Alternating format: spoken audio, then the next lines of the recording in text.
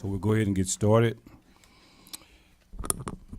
City Council for the City of Brookshire, Texas will hold a regular session City Council meeting on May 1st, 2025 at 7 p.m. in City Hall to consider the following. Could we have prayer, please?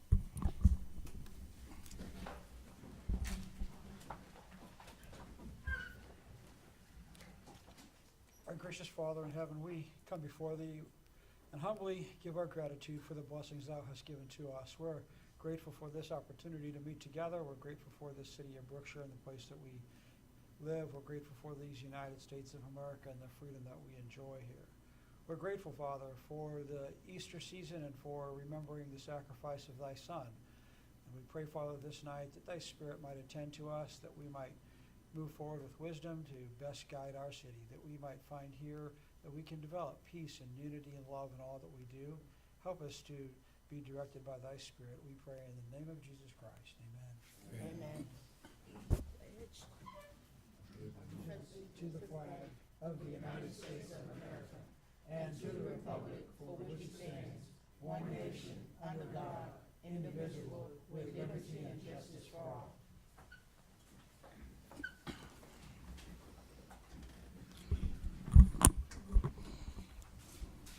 Public comments per Texas Open Meetings Act and the Texas Government Code 551007. Oh, I'm sorry, roll call. Sorry. Can we have roll call, please?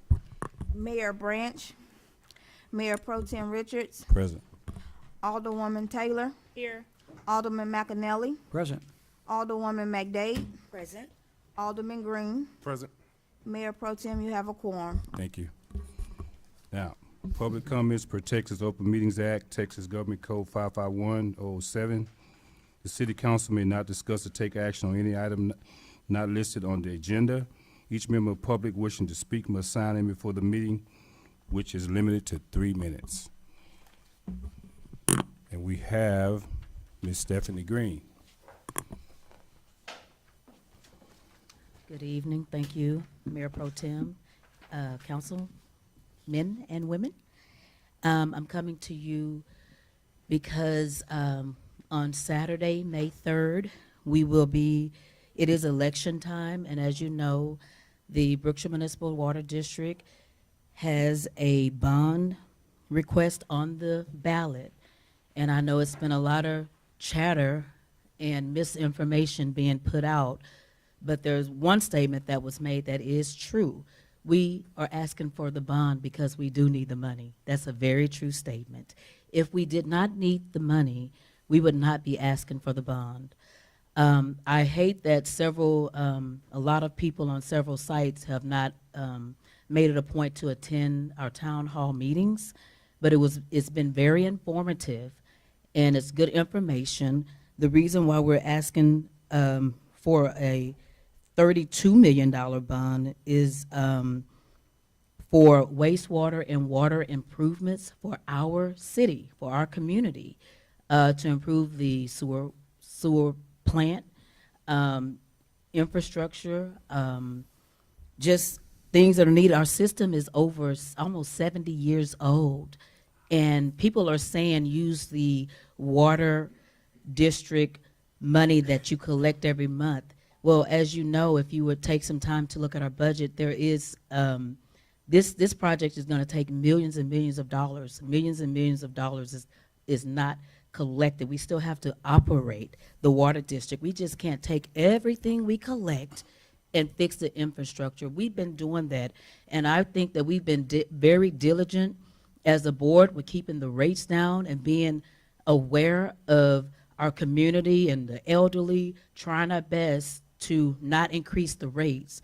And when our engineer did a report over our district and told us in order to do everything we needed to do, we would have to go up $500, $600 a month to collect the money and the funds we need to fix the things in the district.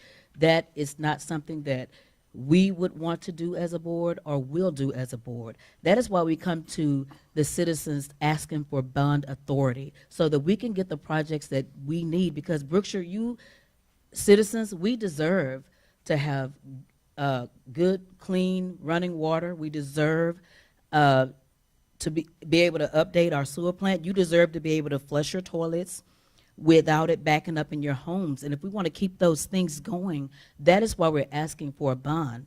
All I'm asking, educate yourself before you go on Facebook just giving misinformation. Because one way or the other, the projects have to get done.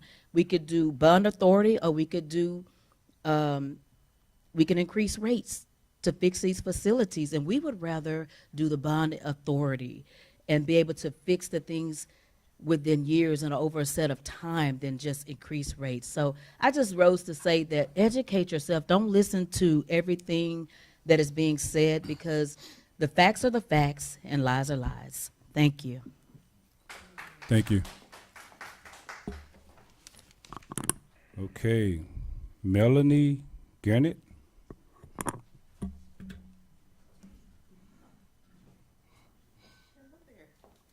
How are y'all Hello. doing? My name is Melanie Garrett. I'm with Assessments of the Southwest. Is that who you were calling me? If I spelled it correct, this is Melanie Gannett, G-A-N-E-T-T. That's because my writing's terrible. Okay, No, that's just me. I just signed it. all right. Oh, she's here. She's Oh, gonna really? give her report. So you're not doing public comments? I'm sorry. Okay. Signed up for public comment. Okay, no problem. Eric Chapman? Cheatham? Okay.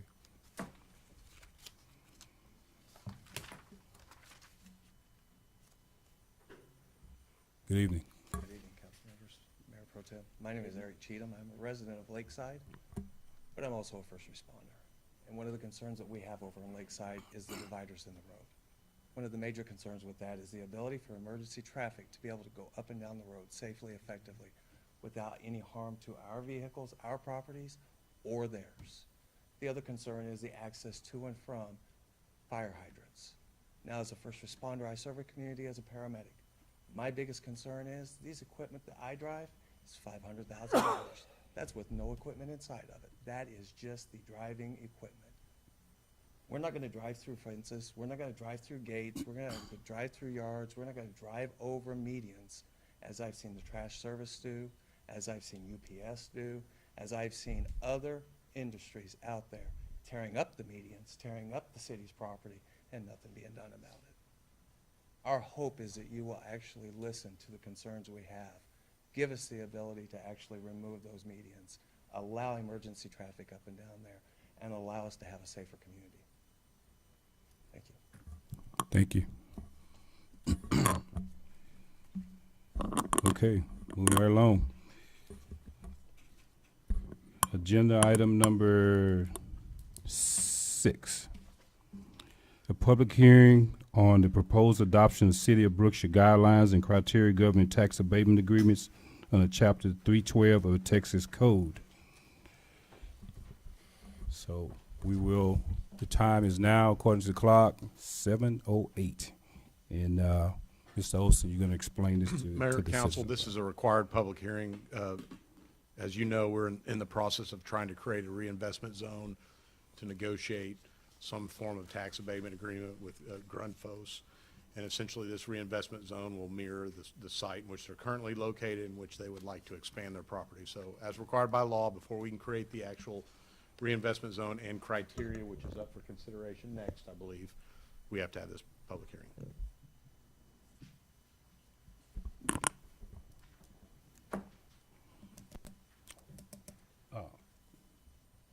This is to update the guidelines, not Grundfos. Is that correct? So this is not, I think this is a misstatement. That's a misstatement at this time. So, You have to update, Right. Mr. Joshua, is that your name? Right. Joseph. He sent this, our legal counsel sent this in reference to the wording. We have to update it Right. before we go into the Grundfos stuff. right, so this is Step actually- one of the process, adopting the criteria. This public hearing is required before we can adopt this new criteria. And then we have other steps coming at the next couple Because- meetings. According to this resolution, the tax abatement guidelines should be updated Every 2 years, every 2 correct. years, right? For this type of a reinvestment zone, yes. Okay, and that's what we have here. And we also have the Grundfos thing as well, Okay. Correct, just for Okay. this one item, those public hearing, and then the next item is really just for the criteria. Okay, okay.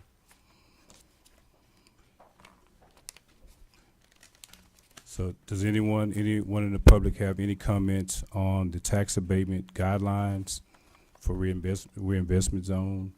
Does anyone not understand what this guideline is, what the resolution is, and would like an explanation on it?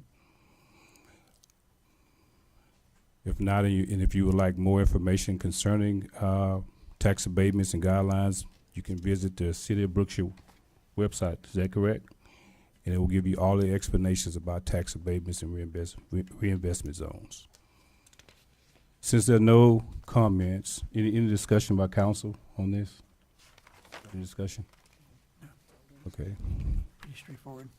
okay. Since there are no comments or on the new guideline, can I get a motion to accept the new guideline, revised guideline? We don't need to Close do the it. public meeting. We have to close the. Okay, yeah, let's close the public meeting at 7:11. And that's done. Now, can I get a motion to, I would move that we adopt Resolution 1498 for the new tax abatement guidelines and criteria. can I get a second? Second. All in favor? Aye. The motion passed.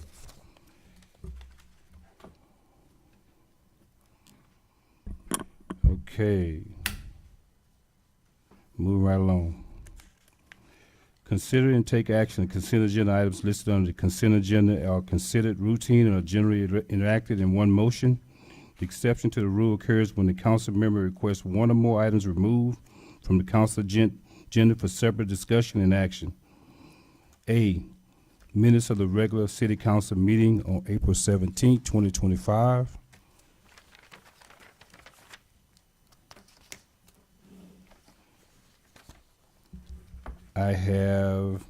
Does anyone have any discussion on the April 17th meeting? I move that we approve the consent agenda as presented. Can I get a second? Second. All in favor? Aye. Okay, motion passed. Okay, we have consulting reports, assessment of Southwest tax report. We'll try this again. Welcome back. Thank you. My name is Melanie Garrett. I've got Cameron Brown here with me as well with Assessments of the Southwest. Would y'all just like to run through the report as it is, or do you have specific questions? Any discussion on the report? I'm happy to go through it if you'd like. Okay, so we had a beginning balance, this is just for the month of April. We had a beginning balance of $229,486.45. We received a total in collections of $242,549.34 and total disbursements of $153,580.74, leaving us a balance of $318,455.05. Looking to page 2, at the top right-hand side of that page, you'll see the net taxable value. That is as of the latest supplement from the Waller Appraisal District. You just got, quite a bit there. And then on page 3, if you look at the bottom of that page, you'll see the year-over-year comparison. And as of the end of April, we were at 93.7% collected. And then looking to page 4, you've got one wire pending, and you've got checks 5172 through 5181, totaling $232,523.28, leaving you a balance in your Wells Fargo tax account of $85,931.77. And we're happy to take any questions you might have on that. I have a question. Yes, sir? Who collect the interest on the Wells Fargo bank account that you all have? The interest does go into the general account. The interest gets collected, and then if you look on your first page of the report, interest earned, there's nothing for this month, but that's typically what goes, and that goes on your tax. So the dollar amount that's left in your Wells Fargo account, the interest on that money comes back to the city? Goes into your tax account. Goes into our tax account, okay. And The 87,000, is it 87,000, I think I heard, Let's see. somewhere around there? Why is that money not moved over already? Well, because we do hold money in case there are any adjustments for value, exemptions, et cetera. And then we also pay your certain bills. You know, as you can see, if you look on page 4, you'll see that there were some refunds issued. You also had some publication to the Waller Times, checks. This is what that Superior Press is paper products for all your checks and things. And then that top one, the 16,000, goes to your delinquent attorney. Okay. On an average, how much does you typically hold in that account? About that, between $80,000 and $100,000, depending on the size of the district. Okay. Okay, thank you. Yes, sir. So I'm looking at the May report, which was also provided to us, and I just wanted to point out there was interest earned on the account during March, and that does show the interest was reflected back into this account Yes, sir. in the March report.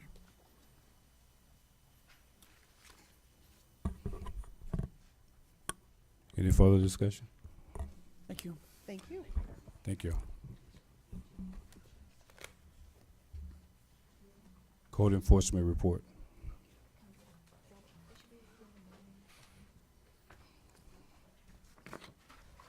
Does anyone have any discussion on the code enforcement report?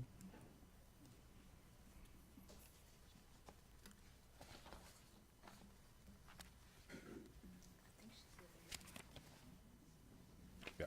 If we needed them, if we need the code enforcement, they are available by phone.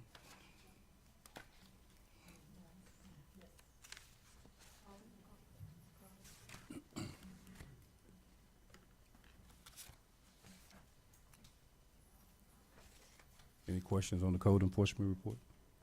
No. Ms. Glover? Maybe no need, no questions. Pretty straightforward. Oh, you have questions? Ms. Meek? Okay. Okay. Grant Works reports on grant funding.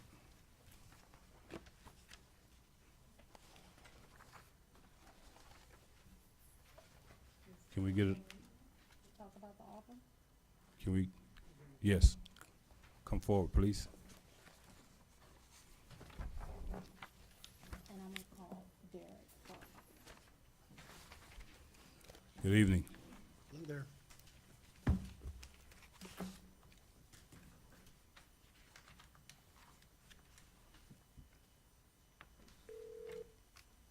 So first is a list of outstanding permits. Oh, excuse me. Hi, Derek, I'm gonna put you on the speaker so they can speak to You're gonna report on the Grant Works report, or are you LJA? J. We're not to you yet, sir. We'll call you back up, okay? Brookshire City Council.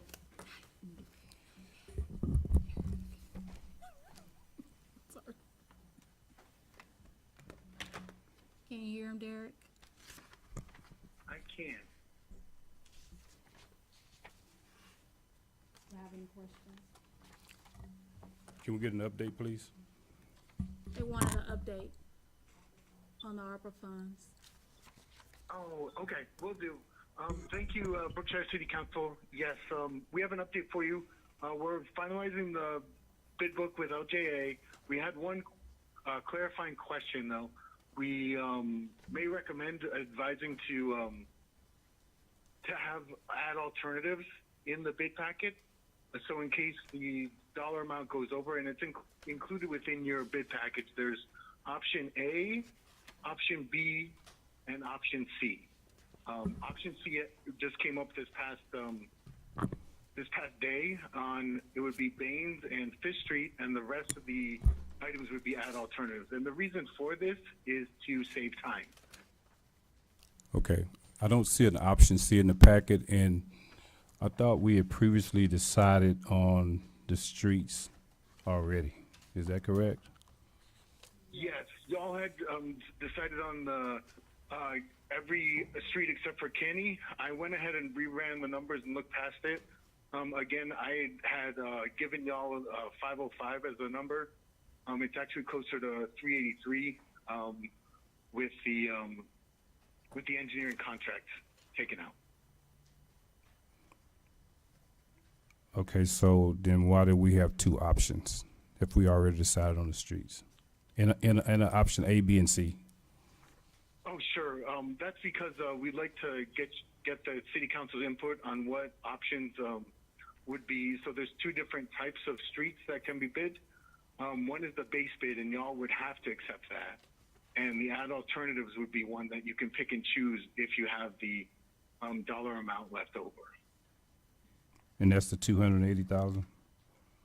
That's right. That would be those three streets in A and B. Or the highlighted streets are for options, like alternatives? Yes, alternatives, correct. So can we have discussion on option A and B? I don't have option C. They don't but have option C. It just says there may be. Oh, sorry, y'all. There's other that we It may. just came up when talking with LJA before the agenda packet went out, but it is, everything would be, the base bid would be Baines and Fifth Street, and all the other options would be ad alternatives. If you look at option B, 13th Street, I drove down that street in pretty bad shape. It's for 53,000. And then 11th Street is actually a cross through street that actually goes to 1489. It's a high traffic street. So that would be a good option, 11th Street.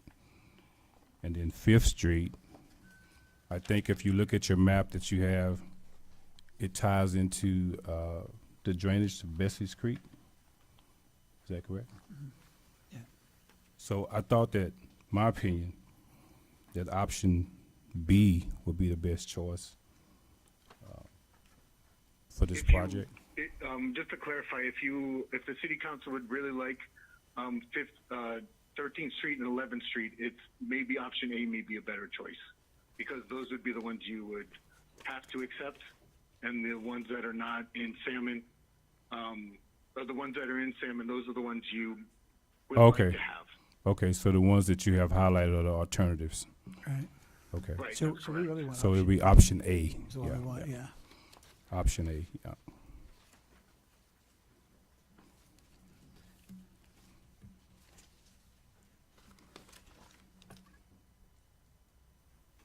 Is there any other input or discussion on?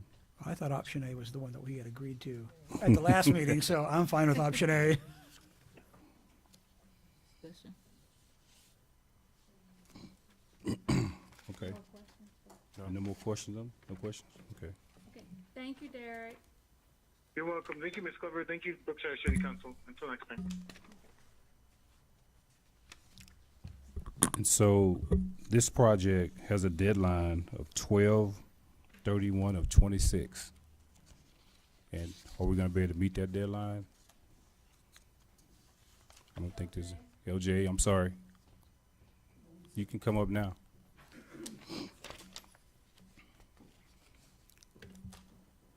Can you let us know on, with these street names, are we gonna be able to meet the deadline on this project? It's January. The base bid, yes. I'm not sure about the alternates. I'd have to get back with you. We didn't pick the alternates. Option A, option. Option B. A, I don't think we picked the alternates, did we? We just Yeah, picked the base. We picked the base. Kenny 11th and Alternates are 13th. Kenny, Kenny, second and second, third right. are alternatives, that are alternate streets or alternative streets, if we can get the funding. So you can meet the base I believe so, yes. and by January, Yes. okay. Is Grant Works still on the line?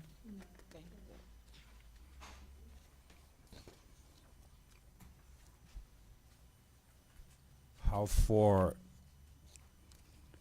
so tell us about the process that you're gonna do to meet this project, moving forward and meet the deadline. Tell us what are your next steps right now. Well, I'm not too familiar with this one, but generally, we're gonna need to design the plans to do this. We're gonna have to bid it. And then a contractor will have to make the changes. And I think these are just surface repairs. These should go pretty quickly. Okay. And if we needed to do any drainage work, like dig out the ditches, anything like that, is it recommended to do that before your surface repairs are done? At the same time, yes. At the same time or before? Same time. Same time. Okay. All right, sir. Thank you. Oh, I'm sorry. Your report's next. Before we go into the report, I had one question about the GLO projects that we're Yeah, I'm working looking at on. it too, yeah. There's a TDA project that actually comes to an end on the 5th. So Monday and all work must be completed by that date. And I see in here that TDA still hasn't received the single audit report that they needed last June. Has that been processed? Is it in process? I thought Baker Tilly was finishing that up for us. They are working on 2022. So there's no way we're going to meet this 5/5 deadline. The project itself can be done without the audits, however. The audit was done, it's just holding up the funds. So actually, that's why I put those invoices in there, because those have to be paid. And then after the audit is done, then we will be reimbursed. Okay, so the city would pay for this up front out of pocket and then wait for a reimbursement after we're able to comply with all of the grant requirements. Okay. Yeah. And I'm sorry, you have something? Well, and that is because of the audits that are not done for 2022. Correct. Definitely need to be done. We can't get any grant funding until the audits are complete. And that's a high priority on our list right now. Right. All right. So the plan is at this point, is the city will just front the costs and then be reimbursed after we complete the grant requirements. Okay, very good. Thank you. Okay, Any further discussion on that? No. Okay, LJ Engineering and Permits Report. First section is outstanding permits. Residential, commercial, and plat applications. We continue to meet with developers. We get phone calls. There's nothing to report at this time. Is there ongoing discussions? Nothing firm yet. I have questions on your report. Shoot. The lakeside outfalls. And I think Mr. Olson, you're doing some work on that? The lakeside outfalls. We actually went, we huddled up about it, not with you, but had a conference last week with Charles, or Craig, Calcamy, sorry, Charles. Used to work with his dad. Yep. With Craig Calcamy and Shanna O'Hara about that. I went and looked at it. My concern right now is, I don't think, and this is something you might want to look into, it doesn't appear to me, I mean, that's just corrugated metal down there that's collapsed. That, to me, would be unusual for the place of the restrictor. Like, I mean, it would need something upstream, the next outfall is concrete, it's heavier duty. I'm wondering if that restrictor isn't in there, which is one step then to the amenity lane, so it has two different tiers down to the drainage district's ditch. My thought was, first, let's talk to the drainage district. That had to have been permitted because the outfall's into their ditch. And whatever that amount of water that they've agreed to accept, they're in violation of. And there might be ways to pull the permit from the drainage district side that will be a lot easier than us from the city side. So I think that Craig and Shanna are kind of looking into that right now. Who's At gonna, the end of the day, I've also asked from the engineering side, it doesn't appear that those three giant corrugated metal pipes that have collapsed really had any restriction, and maybe had to do with volume more than anything. If we couldn't just regrade that to have it open and then accomplish the same thing. It'd be a lot cheaper than having them, or having to put it in something. So we're kind of exploring some options. who is responsible to pay the bill? At the end of the day, they would be. It's part of their common property. Have we Part of notified, their outfall system. have we notified them yet? When do we intend to notify them? Well, we have to verify that Craig's working on ownership, things like that. There's a lot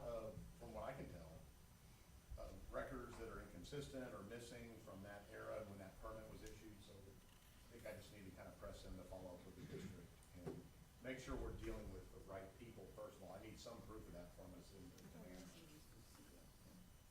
Allegedly, we have a contact with the HOA, it's an individual, but, I mean, really, this should be formalized in a letter, and it needs to be done to the appropriate entity. I thought we discussed that in our last meeting, that HOA would be notified And via we letter. started that process, and we had a meeting the next week with the engineers to talk about these issues. So they're still exploring it. They're relying on the third party to get that. Okay, so when, I wasn't as confident in the fact that we have actually found the right people, ones I talked to him about. okay, gotcha, So, okay. I'll just bug him about it, tomorrow, and we'll get that process, make sure that he's actually working with the drainage district to get that information. Okay. I mean, I can send letters, but I don't want to send a fan letter to somebody until I'm certain it's there. But it's pretty clear that it's part of the HOA's common area, outfall area, going straight into the district. It's not cross any city right of way that I can tell of anything. So the liability would not fall on us. It's Okay. gonna fall on them or whatever relationship they have with the community. Good. That way we don't get a Harvey event. And So the good news is, it is the last outfall of the system. It would take an event that would be a bigger concern than Harvey okay. for it to back up into that next tier. So if anything, it's going to create more inundation on the ditch itself, which looks to be pretty wide and outfalls and I assume into the Brazos ultimately. So I'm not as concerned about direct implications because there's still a restrictor and an outfall on the upper side. So you're really just talking about a detention area that's probably about half the size of a football field and not very deep. So there's not a lot of cubic, volume of water we're talking about with that actual outfall being out place. I'm not an engineer, but it looked like more, Okay. I'm not sure what the intent was. It's kind of thrown together. It's pretty wild. That's why I'm trying to figure out What what about the district safety approved issues right now? and whether or not this is associated with their approved, permitted outfall or not. Looks a little jerry-rigged to me. It really does. Yeah. Anybody that goes by and looks at it, you can immediately see that there Well, go in, I mean, you go and Issues. you look down on Yeah. it, and those pipes, you can't, I mean, I didn't get down there and look inside of it, and I have a hard time believing there's any formal restriction in that, unless the pipe size itself was the restriction. So until we get that permit information, I'm flying a little blind right now. Do we need to have this area fenced off? Is it a safety issue for any kids that might go down there? I don't Any, want to mention premise liability, but it's pretty obvious that this is a problem. Like a reasonable person would know to avoid that. Where you get into trouble from the city side is when you have Not children. nuisances, premise, stuff that, yes, they're gonna. so, could you, I would recommend that we send that neighborhood association a letter to let them know of our concerns in case someone, a child, goes down there and get hurt. We can put them on notice now. That's already been done by the engineers, but at some point, Y'all sent them a letter already to let them know this is a safety concern? it was more an inquiry letter, but I'll, Well, we need to do that. Send them a letter, let them know this is a safety concern and that they're gonna assume liability if something happens here. For sure. I think we just leave it, it's a safety concern. Right. I don't get into the legal Well, however, whatever legal terms you can use to make sure they get notified. I think is the best remedy right now until we can get it resolved. I'm not 100% sure they have an activation. That's the problem we're dealing with. Oh, I think they have a HOA. It would be nice to, if somebody, does anybody know anybody from Lakeside? They have a HOA. Lakeside, they have an HOA. Lakeside is where the exponent's at, yeah. Yeah, I think, that's where the exponent's at, right? Lakeside, Mr. Boaz, he's part of the HOA, yeah. Yeah. I'll give you his name, it's Mr. Boaz, yes. All right, move right along. Sponsorship letter for Trango Business Park, Auto Street, Auto Street? So I know that the city processed an MOU with the developer. 2023. Yeah, I'd say like 2 years ago for that project. So what is it that they're needing now that's different? They need a sponsorship letter from us, from the city, saying that we will maintain that road. The Uh, developer builds it to TxDOT specs, to city specs. And that's different than what we've already assigned with them? Yes. Okay, Could you give us some background? I mean, they're extending this road from what I think I read. Correct. The developer want to extend this road. Why? To Wow. connect neighborhoods, to increase traffic flow. To Well, increase traffic flow for more business for the developer, maybe? I mean, well, they're putting a business park that's on the frontage road that's gonna be, that would wind up basically being on either side of where the new auto will come in to the frontage road. And so, just so that they have better traffic flow and traffic can get in and out, business can get in and out of those two, because it's gonna be retail space, business space there. So they wanna have auto go all the way, extend up to the frontage road, like every other road there does, right, except auto. They just wanna have that one go all the way up, and they wanna extend it up there. And it was explained to us is that they will do all the work, they're gonna cover all the cost of that. The only thing they want us to do is agree to take over the maintenance of the road once it exists. So they're basically gonna give it to us after they make it. So how much of a study did they do with the residents that live on Otto Street? And was this road proposed before this business even decided to move there? No, I don't think so. No, it's part of their It's proposal. part of the business, part of the plat. Yeah. Well, I'll say I have an issue with that road being opened up because of none of those citizens are here. But I'm sure they're gonna have some major concerns about increased traffic. Yeah, it'll increase traffic to the neighborhood for sure. And I don't think we need to move forward with this up until we hear from all parties. so we need a public hearing on it, basically. Yeah. I would really need to know exactly where this is on Auto Street, because if I'm thinking Auto Street ends at Bostic Park and it goes down to where Miss Loomis and them used to stay, and that dead end. So where exactly would it be opening up at? So Otto Street kind of extends about a half a block or so past South Street. Yes. Okay, and then it just dead ends right there. So they want to go from that dead end up to the frontage road. So they want to do that at that extra half a block that exists there that's not currently a street. They want to extend Otto from the dead end to the frontage road. And most of what's on the side there is not the residence, that's the property that this developer owns that he wants to develop business on. That will be where that new, so there's not gonna be residents on either side of the new Auto Street. It'll be his businesses that he owns on either side that will be there, not residences that will be there. The residences would be, The street, like if you connected, he talking about, they talk more like from the actual residents, so. right, If so, you connect it, then maybe big trucks or whatever. right, can so come the through. residents might be impacted on that first half of the street with additional traffic or something that would come from Right. South Street to the frontage road, or frontage road down to South Street. So it's possible that heavy trucks would Yeah. have to go down there. And if heavy trucks have to go down that street, then you would have to widen that street. Mhm. And then now you have to talk to the residents about their easements. So it's a lot involved with, Or we have to declare it a no truck traffic street like South Street and some of those others. I mean, we would definitely have to do something to monitor and control the truck traffic on that new street, but if So the developer had, Before you get past that, recognize that, I mean, you've kind of done a belt and suspenders with truck traffic. So you have specific streets you've designated for no truck traffic, but you also have an ordinance that says no through truck traffic unless you're on a designated through truck zone, which you have four. You have 90, 10, 14A9, and 359. That's it. So anything else besides that is not allowed, truck traffic allowed to be on a street. whether we sign it or Except for not. interstate commerce, meaning destination stuff. Right. They're either going to a business, final destination stuff, so. Okay. so the developer owns the land on both sides of that street. Is that correct? That's my understanding, and and honestly, I'll tell you, I'm trying to recall from a year and a Okay, half ago I when we had understand. this discussion. We- But what was presented to us was that the developer owns the property on frontage that would be, and he owns the property where the new Auto Street would go. He owns that whole thing. One track. It's one track. Okay. Would cut He through. just wants to cut his tract in half and put Auto Street through it. as a through street.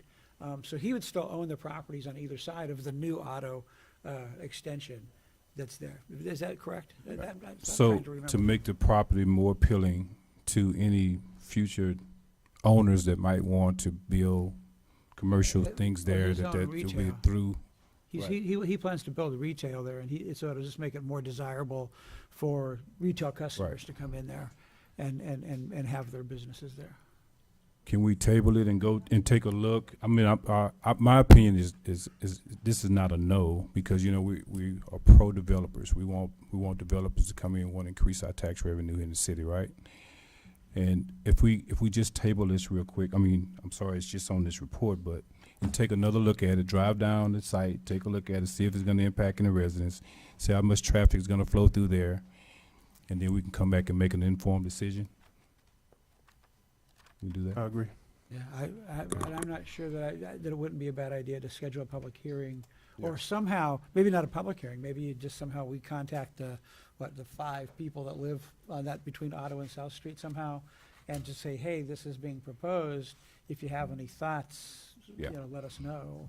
Maybe we could just send them all a letter or something. Because it's like a, Yeah, 'cause Some in- there's only like 5 people that live there, 6 people maybe. It's not a lot. because in some instances, it's like a double-edged sword. You know, you don't want the development, but when the street opens up, now your property value goes up. Yeah. And anybody that has the potential to sell could make more money than they would have before. So, you know, Yeah, no, But anyways, I just think maybe, I agree with Mr. Green that we probably need to at least notify those residents and maybe give them an opportunity to give city council some feedback about that.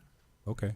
Okay, Austin, is this something also that, since it's coming off a main highway, that TxDOT would have to be involved in? Well, if it intersects with it, yes. Yeah. But it's just the frontage road, though. It's not the highway itself, it's just the frontage road. The French Road is still Texas. Still That's Right. TxDOT. Yeah. Okay. If it's connecting with Texas Highway, Anything, then yes, it's they the have. right of way of TxDOT. All right. And I think that's part of what this support letter is about, right? Is it's a support letter that the city is saying, we would support this if TxDOT gets on board and allows it to happen. The city is supportive of that. Yeah. All right, that's all I have. Is anybody have There's any? one more, discussion? the Okay. Kellner Street. Okay. I'd asked you guys to put together a proposal for Kellner Street. Looks like your proposal is about $22,000 to do that study on Kellner. And it doesn't seem unreasonable to me. So do we need to put that on as an agenda item, or can we just, as a council now, approve that, or how does that go? Keldner Street, are there any business, I mean, are there any specific businesses on that? I mean, why is it that So particular street that you're there's a couple of recommending? issues. Yeah, there's some businesses down there that do a lot of heavy truck traffic. There's I believe it's a tow company. Is that Gregory's Towing? Yeah, that's down there and some other places. And the residents there have been complaining for a long time about how much damage is done to the street all the time. The street And, is really bad. I take that route to take my girls to school, and it's really bad. yeah, and so I think we need to do this study, figure out what we need to do in order to get it operational and fixed, because it's just not functioning well the way that it is now. So, so then you go on to the next agenda as a line item for discussion and approval? So we have a proposal by LJA, right? And are we bound to that only LJA, or can we get another company to quote it? No. Of course you can. Yeah. Their services are like ours, of course you can go out and do whatever you've done. Right. We're looking for proposals for some engineering services. Yeah. And the only difference with engineers, unlike owners, is you go through a qualification process. So you really don't get to negotiate price first. You have to look at whether or not they're qualified for what you think is the most qualified. Quote unquote professional services. All right. So, I mean, that's the only hiccup. We're not bidding it out like you would a public works. Well, we have the ARPA project that already has funds with designated streets. And so we're just picking this one. And there's a lot of streets in Brookshire that need repair, a lot. And I guess it's your recommendation, Mr. McNally? Yeah, I just, Kellner is one that I think is exceptionally bad and has, and continues to have issues. And a number of residents that have spoken to me directly requesting that we look at doing something down there. And that's why I put this on for a request to begin with, because constituents reached out to me and asked us for consideration of that street.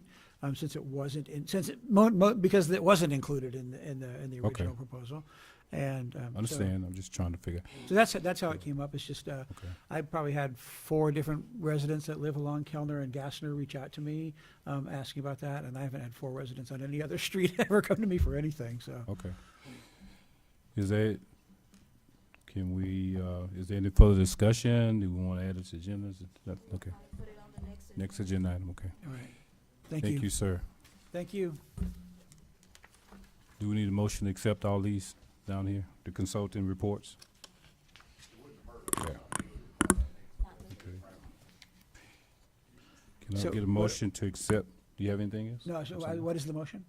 Can I get a motion to accept the consulting reports? Assessment of Southwest Code Enforcement Report, Grant Works Report, LJA Engineering Report. So I move we accept the consulting reports as presented. A second? Second. All in favor? Aye. Motion passed. Okay, next item, department head reports. We'll start with the Public Works Report. Mr. Taylor. Good evening. Good evening.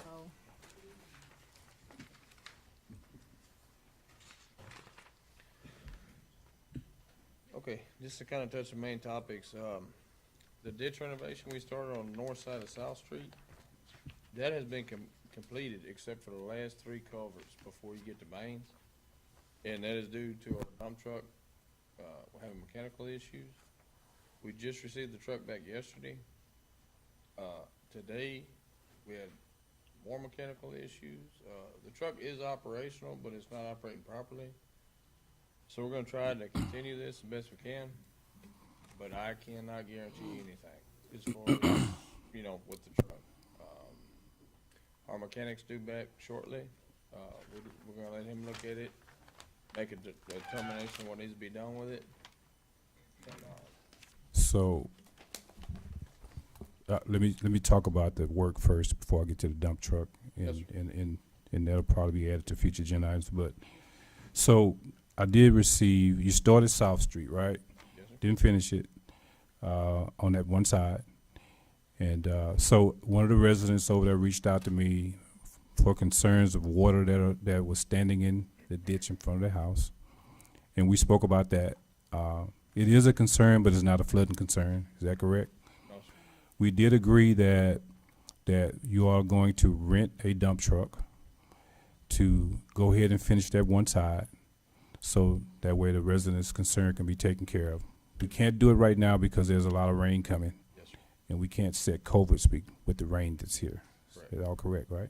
Yes, sir. Okay, and so our efforts to dig out the ditches to help with the drainage in Brookshire has been stalled because we have a dump truck here that is very old, has a lot of mechanical issues, and we do have in our budget money to purchase a new dump truck, and so that's going to be discussed and added to future agenda items. But in the meantime, we may have to make a decision to rent a truck so that we can keep moving forward with this project. Yes, sir. Correct? Yes, sir. Is there any discussion about concerning the dump truck?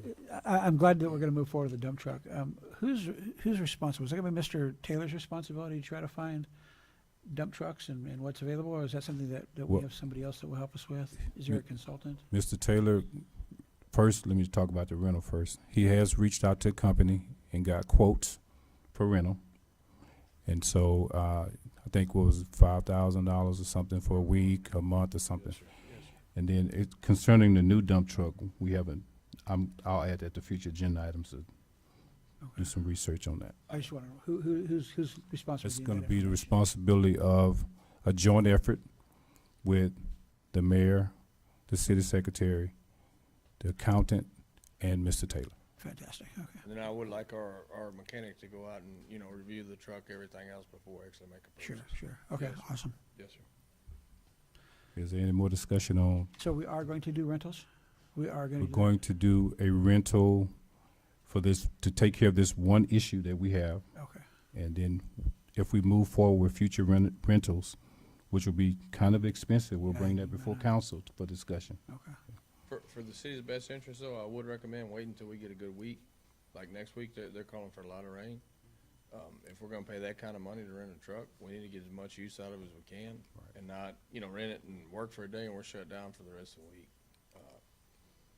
I would say let's kind of keep an eye on the weather, if that's all right with council. All right. The drainage hadn't been impacted over there. Yes, it is holding water, but that's because we dug it to the right grade. There's a couple culverts high, but the culverts are still in the same shape as they were before. So yes, the ditch is holding water, but if the water rises, it's gonna flow through the culverts, just like it did before. Yes, sir. All right. Next agenda would be on South Street again, the speed bumps, the church signs. The speed bumps, we've received them. We haven't installed them yet because we need the proper signage, before we put them up. The signage has been ordered. We're just waiting on delivery.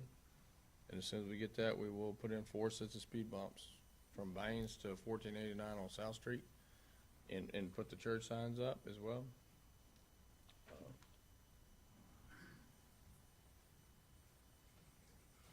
Cinco de Mayo. Cinco de Mayo, we were preparing for Hovis Park, but due to the weather, we've revamped our plan. I've been dealing with Ms. Dunn. We've got everything in line here to have at the convention center and the amphitheater. Right, and just to piggyback on that a little bit, Cinco de Mayo at Hovis Park was moved because the parking lot there, because of the crowd, the large crowd that comes in for Cinco de Mayo, the overflow from the parking lot, typically people park on the grass. And with all the rain that's coming in, past history has shown that people get stuck when they park on that grass during heavy rain events. So the decision was made to move from Hovis Park to amphitheater downtown area. Right. Last thing I really have was, we're trying to start a program where we do like once a year, like an annual major alleyway clean out. Where we go through any brush, you know, heavy debris, trash has been dumped there, whatnot, we clean out.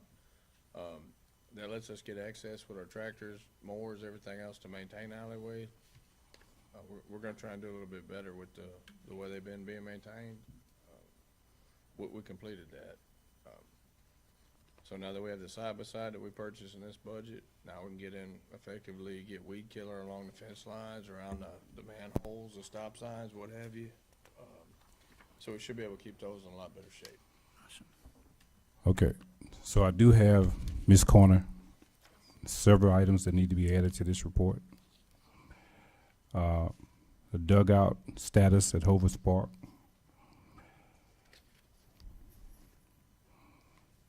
Hovis Park Clubhouse renovations. The welcome sign. The lawn contracts. The sprinklers at City Hall.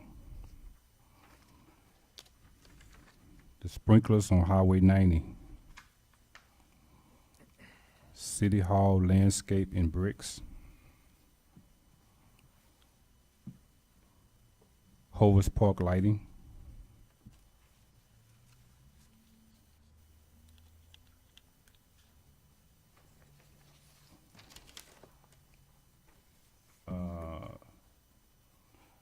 Lakeside road dividers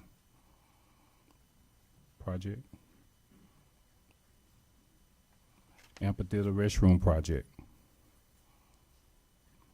Council chamber safety glass behind us. City Hall roof project. And also the last one is the jet sprayer that cleans the coverts out. There's a water tap that needs to be installed at Public Works to fill that machine up, so it can Correct. blow out the culverts for drainage, right? Yes, sir. So that also, all of that falls under Public Works, the projects that need to be monitored moving forward and reported on before council. Okay. All right. I have one thing. Are you familiar with the biodegradable mosquito? The pellets? Yeah. Yes, sir. Currently, does Public Work use those? No, sir. The only mosquito control we have is provided through, I don't remember the gentleman's name, but whoever Yeah. the city has a contract. Okay. I would like to see Public Works purchase some of those. Okay. So he's not chasing, looking for standing water after you guys have done some work, because that water, I've actually watched that water on South Street, and it's standing. It's not evaporating. It's not really that hot, but you're talking about a week or two, and the mosquitoes actually get pretty bad, and that would actually help if the guys are riding around and they see standing water, just to throw a pellet out of the Sure. window into there. Only thing would be, I think we probably do need to make sure we check into that and make sure we're not required to have some type of license to put Okay. those out. But if not, then sure. There's a local business that sells those here. I can point you in the right direction. He should be able to tell you. Perfect. What is those called again? It's a biodegradable mosquito. Nest? Yeah. Oh, Use okay. a private citizen Yeah, you can just buy throw it them in if the you have water. standing water, and you just throw it in the water. It is makes it a little bit different though when you put it in a Yeah. public. We just had to make sure someone could sit in liability that I we got don't you. have to have some type of Okay. license to put them out. But I mean, if we don't, no, we can definitely move forward with that. Okay. If you have somebody you know contact, please. So let me know anybody and can I'll, I will. I'll get with them. All right, appreciate it. Does anyone, any other questions for Mr. Taylor? I don't care if you're putting out weed killer, I don't care if you're putting out ant killer, I don't care if you're doing mosquito spray. By law, you have to have somebody with applicator's license. And if you're doing ants, there's a special, with that, there's a special for parks and kids around. But you do have to have applicator's license, point blank. Check. It doesn't make sense to me, but by law, you have to have it, because half the stuff you get, you go right down here to the feed store, buy it and put it out, and use it all you want to. But whenever it become a government. Okay. Place, you have to have an administrator license to put it out. Mr. Taylor, you can check on that, right? Yes, Yeah. sir. All right. Thank you. And Mr. Green, if you can point me in the right direction on what type of material you want to use, then I can check and make sure if Okay. we need license or whatnot. Then All right. maybe I'll get with Ms. Connor and we can get somebody signed up to get a license or whatnot. Don't want to break I'll any call you laws. All right, thank you, Captain. Thank you. What about you? All right. Brookshire Police Department Monthly Report. Mr. Hines.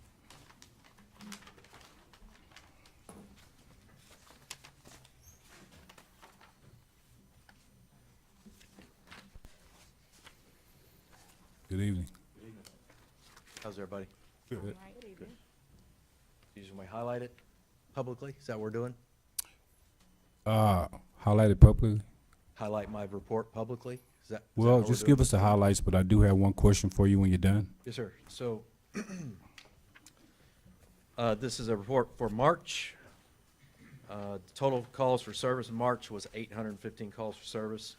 During the month, Friday was the busiest day of the week, accounting for 126 calls, followed by Monday and Saturday. Each of those days had 119 calls for service. On average, throughout the month, the busiest time of day during a 24-hour period was between 10 p.m. and 11 p.m. On That's 1 average. hour? 1 Sir? hour? That's 1 hour, right? Yes, sir. The average dispatch and arrival time for all call types, that's to include traffic stops, was 1 minute and 17 seconds. The average dispatch and arrival time for all calls excluding traffic stops was 3 minutes and 35 seconds.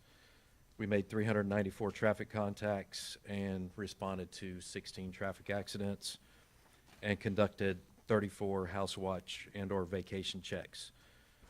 We spent a little over $11,000 in overtime. We made 9 arrests, totaling 10 charges. Those varied from possession of controlled substance, 6 warrant services, arrest for murder, evading arrest with a previous conviction, and driving while intoxicated. We took 31 offense reports or incident reports through the city. I did give y'all 5 that piqued my interest. They piqued my interest. I usually feel like I want to share those with you, and then certainly those quality of life type issues. So you have those. Around the PD, we've again, this is a month old now that you have it. Here it says the project regarding the ceiling that we did for our property room. It resumed in March. It is now done. 911, Harris County 911 communication system, personnel were out, and our 911 system has been upgraded. That happened on the week of the 10th. We sent, or we actually had a taser instructor course at the PD, and we now have 3 certified taser instructors, and then we'll start deploying those 22 tasers that we purchased. We posted an opening for lieutenant that ran for 2 weeks. We had 3 applicants, 2 internal, 1 external, and we'll have to fill a detective spot before we make that promotion to lieutenant. The second suspect involved in the Willow Springs homicide investigation was apprehended in Chicago, and as we speak, he is in Texas, or should be. We're picking him up tonight, thanks to the help from the Fort Bend County Sheriff's Office. They sent 2 of their warrants guys, flew him up there Wednesday. I'm not sure when they went, but anyway, they went up there, picked him up this morning, and he was supposed to land at Intercontinental at a little bit after 5. It was run a little late, but we're going to be meeting him, picking him up, and taking him to Waller County Sheriff's Office. Did Royal ISD have police department help also? Ma'am? Didn't Royal ISD? They did, and Let's give them a and so, kudos. yes, the one of the Facebook postings that went out, and we were giving kudos to all the agencies that helped us. It was edited to put Royal in there. Okay, Thank you. thank you. It's not that we forgot about you. There was a lot of people that had their hands in that, so it was good teamwork. Teamwork, all right. We have a new hire that won't start until June. She is currently finishing up her semester in college. Angelica Garcia, she successfully completed the hiring process, and she'll be coming in as a telecommunications officer. And then whenever she comes on board, we should be fully staffed with dispatch. We assisted with the Royal ISD FFA parade, and we're honored to ask to lead it again, and we did that.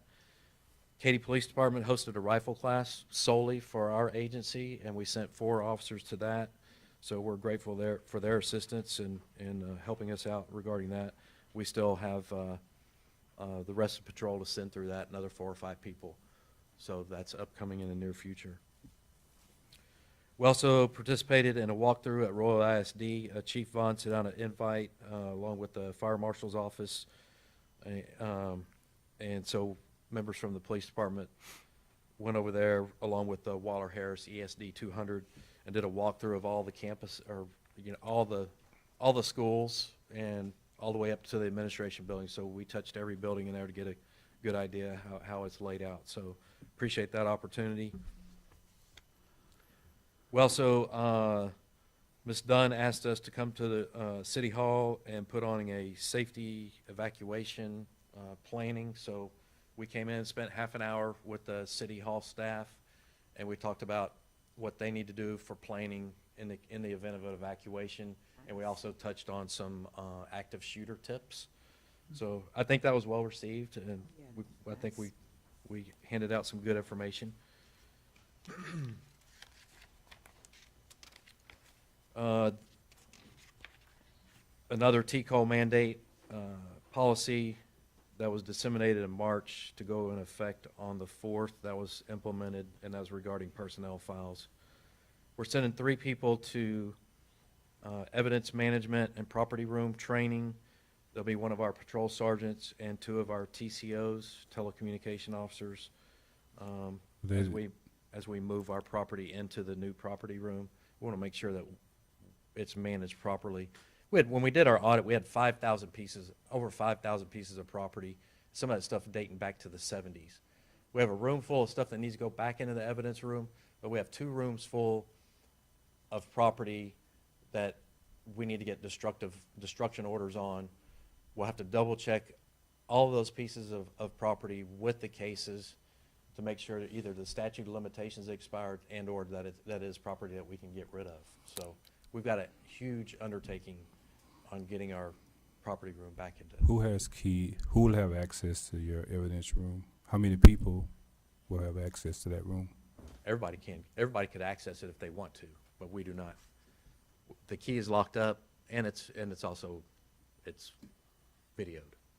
Is that standard operating procedures for everybody to be able to access? When I that say room? everybody, in all actuality, yes, anybody could get into it if they wanted to, but nobody. You got to sign in, log in, and we don't grant access to just anybody into the property room.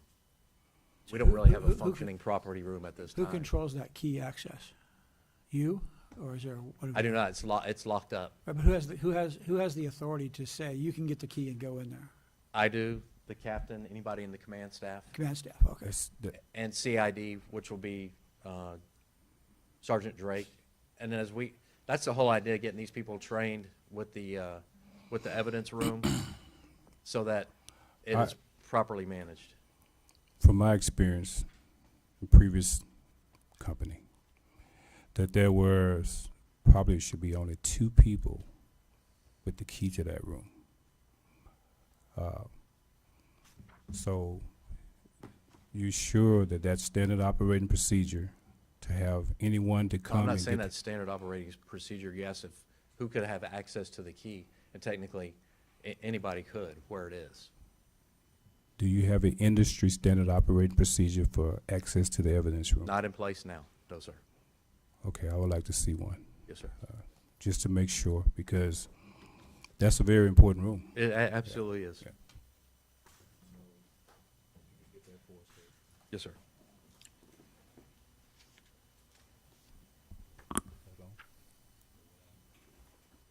We met with three potential officer applicants, and they were found to be unsatisfactory. And then we've had discussions in the last 2 council meetings to talk about our overtime initiatives. This particular one is the question I have. Yes, sir, go ahead. So, your police officers' contacts, you was out in the last meeting, and the question was raised about the number of stops that you have that are going on here in the city, okay? And it was explained to us that when you brought officers in for overtime, they were required to make 2 contacts per hour. And I didn't question the information that was being provided at that time because you were not here. So now I'm asking, because from what I can see, and maybe I'm wrong, that seems like a quota. Because if there are citizens that are doing something wrong, running stop signs, red lights, or whatever, yes, they should be, pulled over or whatever. But to me, if an officer is required to make 2 contacts per hour, they're going to look for things, potentially look for things just to meet that criteria. So can you explain Yes, your I feel like- program? Because I'm Yes, at sir. a Yes, loss sir, here. I will. Yeah. So if you sign up to work traffic enforcement overtime, I don't think that it's fair to the city that if you're an officer volunteering to work and your job is out there to enhance public safety, and then you sign up to work traffic enforcement, which we actually have had an officer do absolutely nothing while he was on the street. And I think that's unacceptable. I don't think that it's fair to the city and paying somebody to do absolutely nothing. 2, we don't pull anybody over for no reason. I have not had any complaints regarding officers stopping people for no reason. let us know, we'll pull the video, because if they did, they're doing it wrong. Well, But what I will say is that 2 contacts, now if I said, officers, y'all need to go out and write 2 tickets, 2 citations, 2 hard copies that go to municipal court, that's a quota. But if I'm asking you, hey, go out and do your job, and at least try and make 2 traffic contacts an hour, that is not a quota, because it doesn't necessarily mean that they're writing. I've come in here many a time saying, these are the tickets that we've written, and a majority of them, even in our racial profiling, that we are very kind in what is a, whenever we issue what, citations. can you explain and/or to me, warnings. what is a contact? What is Contact that? is a traffic stop. Okay. So what if they don't have a reason to stop anyone, and y'all are telling them they have to make 2 contacts? Then yeah, they're going, oh, I just stopped this person. Let's see if they You have to have learned probable something. cause to make a traffic stop. No, what I'm saying is, what if they don't have any type of probable cause to stop anyone? Well, then they but- shouldn't be making a traffic But y'all stop. are telling them they have to make 2 contacts. So that So means they're that going means, to go that means you have to go out and you gotta find probable cause and a reason to stop somebody on a traffic violation. What I'm saying is, So- you're making it seem as if they have to do this, but what if there is no probable cause? Then they So- shouldn't be making a So traffic stop. basically, what So- he's saying is that all of the stops that's happening, there's something wrong with the vehicle is the reason why they're stopping. That, or they violated traffic law. They rolled a stop sign. They ran a red light. They were speeding. They didn't use their indicator. Maybe they had defective Light on the equipment. license plate is not. Defective equipment. Yeah, that's. Yeah. Do you have, So what I will say this, when I'll say 2. hold on one second. Yes, sir. Do you have still six vacancies? Yes, sir. And your overtime is being done because you're shorthanded? That's correct. Is that why? Just like I said, we need higher visibility on the street, and I don't like the fact that if you turn out one officer, it's officer safety. And it's not fair that citizens only have one officer on the street. Well, we mentioned that too in a previous meeting, but we also, and again, this is not a call for you not to uphold the law if someone's doing something wrong. So don't get that confused. And I know I receive concerns from citizens, visitors coming to town that are afraid to come to Brookshire because they're saying that the police just gonna keep pulling us over. And I just wanna make sure and understand that what this contact thing is. Because if your officers are required to make 2 contacts, seems like to me that I have to go do that every hour, or am I gonna get disciplined if I don't? Is it gonna be an evaluation thing? What is the repercussions for not doing it? You don't sign up to work overtime. Oh, so it's tied to money. No, it's not. Okay. There's no way that I can expect an officer to come out and say, I'm signing up to work traffic enforcement and do absolutely nothing. Well, I would think that since you have 6 vacancies, okay, if you were fully staffed, okay, then you would have enough officers to fulfill the duties that are required. Sure. So to add those extra officers, because you have the vacancies, it's like having regular officers here to do the duties that are Correct. required. But you have a program in place for the officers to come in and fill a vacancy that would normally be already filled by someone. So if you had all those vacancies filled, would it still be required to have 2 contacts per hour? If they were working overtime? No, Traffic sir. enforcement? No, Just sir. regular. I mean, if you had No. all those No, absolutely not. So why overtime? Why? I'm not. Because Okay. if that's what your sole duty is, we have a traffic enforcement initiative, and if that's what your sole duty is, then that's what you should be doing. Okay. It's like if I just want to give an example about the 2 traffic stops, and it's not, it's not anything that's new. If we had a grant with TxDOT for selective traffic enforcement, a STEP program, they would require you to have 2.5 stops an hour.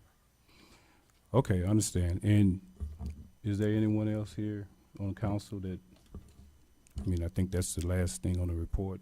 Is anything? Chief, do you currently have a community policing program in place? We are a community-oriented policing organization. I understand that, but do you have something in place where you have a requirement to reach out and kind of get to know the citizens other than through traffic stops. Yes, sir. We talk about it whenever we have meetings about, just driving around waving at folks. Getting to know the community that you work in. Getting out, in the businesses, Mm-hmm. talking to the owners or the people who might be in there. Yes, sir. That goes without saying. Okay. That's an expectation. But if you're talking about organized, like let's say, yes. Are we in basketball leagues or anything like that? No, sir. Not just basketball leagues. 'Cause I used that example in the last meeting, but they just happened to just drive up. That wasn't required. They just did that all the time. But perhaps reaching out to some of the senior citizens in the community. Do you have someone designated to do something No, like sir. that? Do you have someone designated to go to some of the businesses at their closing time? Because we used to have that. And these are things that I'm pointing out that we used to have. They made it a point to show up at closing time for some of these businesses and just to watch them walk out of their business into their car and drive off. And they really appreciate that. And patrol some of the problem areas in town. Just patrol through there, periodically patrol through there. 'Cause Well, if they see when you police roll through- presence. Yeah. Let me say this: when you're driving through the problem areas in town, just driving through that doesn't always work. And I've seen that scale is hard to balance. But I've seen in the past where they actually park, just get out and talk to them. And then when you build that relationship, when you have issues in the community, you don't have to wait for anyone to. You don't have to go to them. They'll come to you, and then you build that trust. But that's something that the police department has to do. And we're getting the phone calls. This is where all of this come from. Right. We're getting the phone calls. We see the messages on Facebook. We get the text messages all the time, and we're just bringing it to your attention to try to help out. Right. Appreciate it. Noted. But I do want to tell you, we had an event for our Family Fun Day, and 3 officers did come by, stop by, and play basketball with the kids. So That's awesome. that was a plus for what we asked for. So I just want to thank you for that. Which officers was it? We need to make sure we can't remember. Remember? Okay. It was Lisiaga and Romero. It was 3 though. Officer Romero. Yeah, it was 3. Okay. 3. There Is you he, are. is he See? the police officer with the cowboy hat? Yeah, one of them. That's the one I remember. No, He's I not will say everybody's favorite. I'm No, gonna I say. will say this. But he played. I tell you, he played. I've seen him in action, and I was actually concerned for his safety. One night, he was in foot pursuit, and he was chasing someone from the Shell station underneath the freeway up the opposite side. I actually called Chief that night because he disappeared. And I'm sitting there at the red light and it didn't turn green. I'm wondering what happened to this officer. So I pulled in at the Shell station, and I didn't see him, but I know we were short-staffed at the time. But he's definitely a go-getter. Yes, sir. But being short-staffed is a major concern, and I know he was out there all by himself that night, and it was other people in the car, and that was a dangerous situation right there. We did meet with 4 applicants. Was it this week? No, last week. Sorry, my days run together. Last week, 3 of them look good, and we're probably down to 2, but we're hoping to get them through backgrounds. So, like I've been saying it for a while. I mean, just 2 people would help tremendously. But Yeah, I don't have anything else. All right. Anything else? Discussion? Thank you, sir. All right. Municipal courts report. Any discussion on the municipal courts report? It's right there. Okay.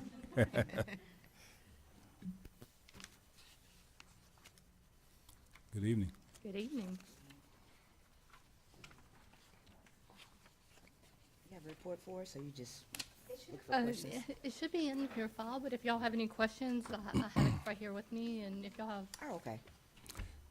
You have, the 87 warrants, yes. that, the outstanding? You're right. That's how many we issued, actually. Okay. Okay. That's all I have. Any other discussion on the report? It's back here. Keep up the good work. All right, thank you. You're welcome. Financial reports. Bills pay report, credit card reports, revenue expense report. Any discussion on those reports?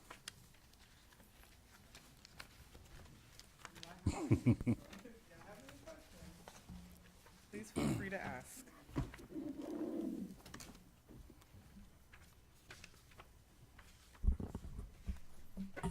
No questions? Yeah, it looked good to me. All right. So,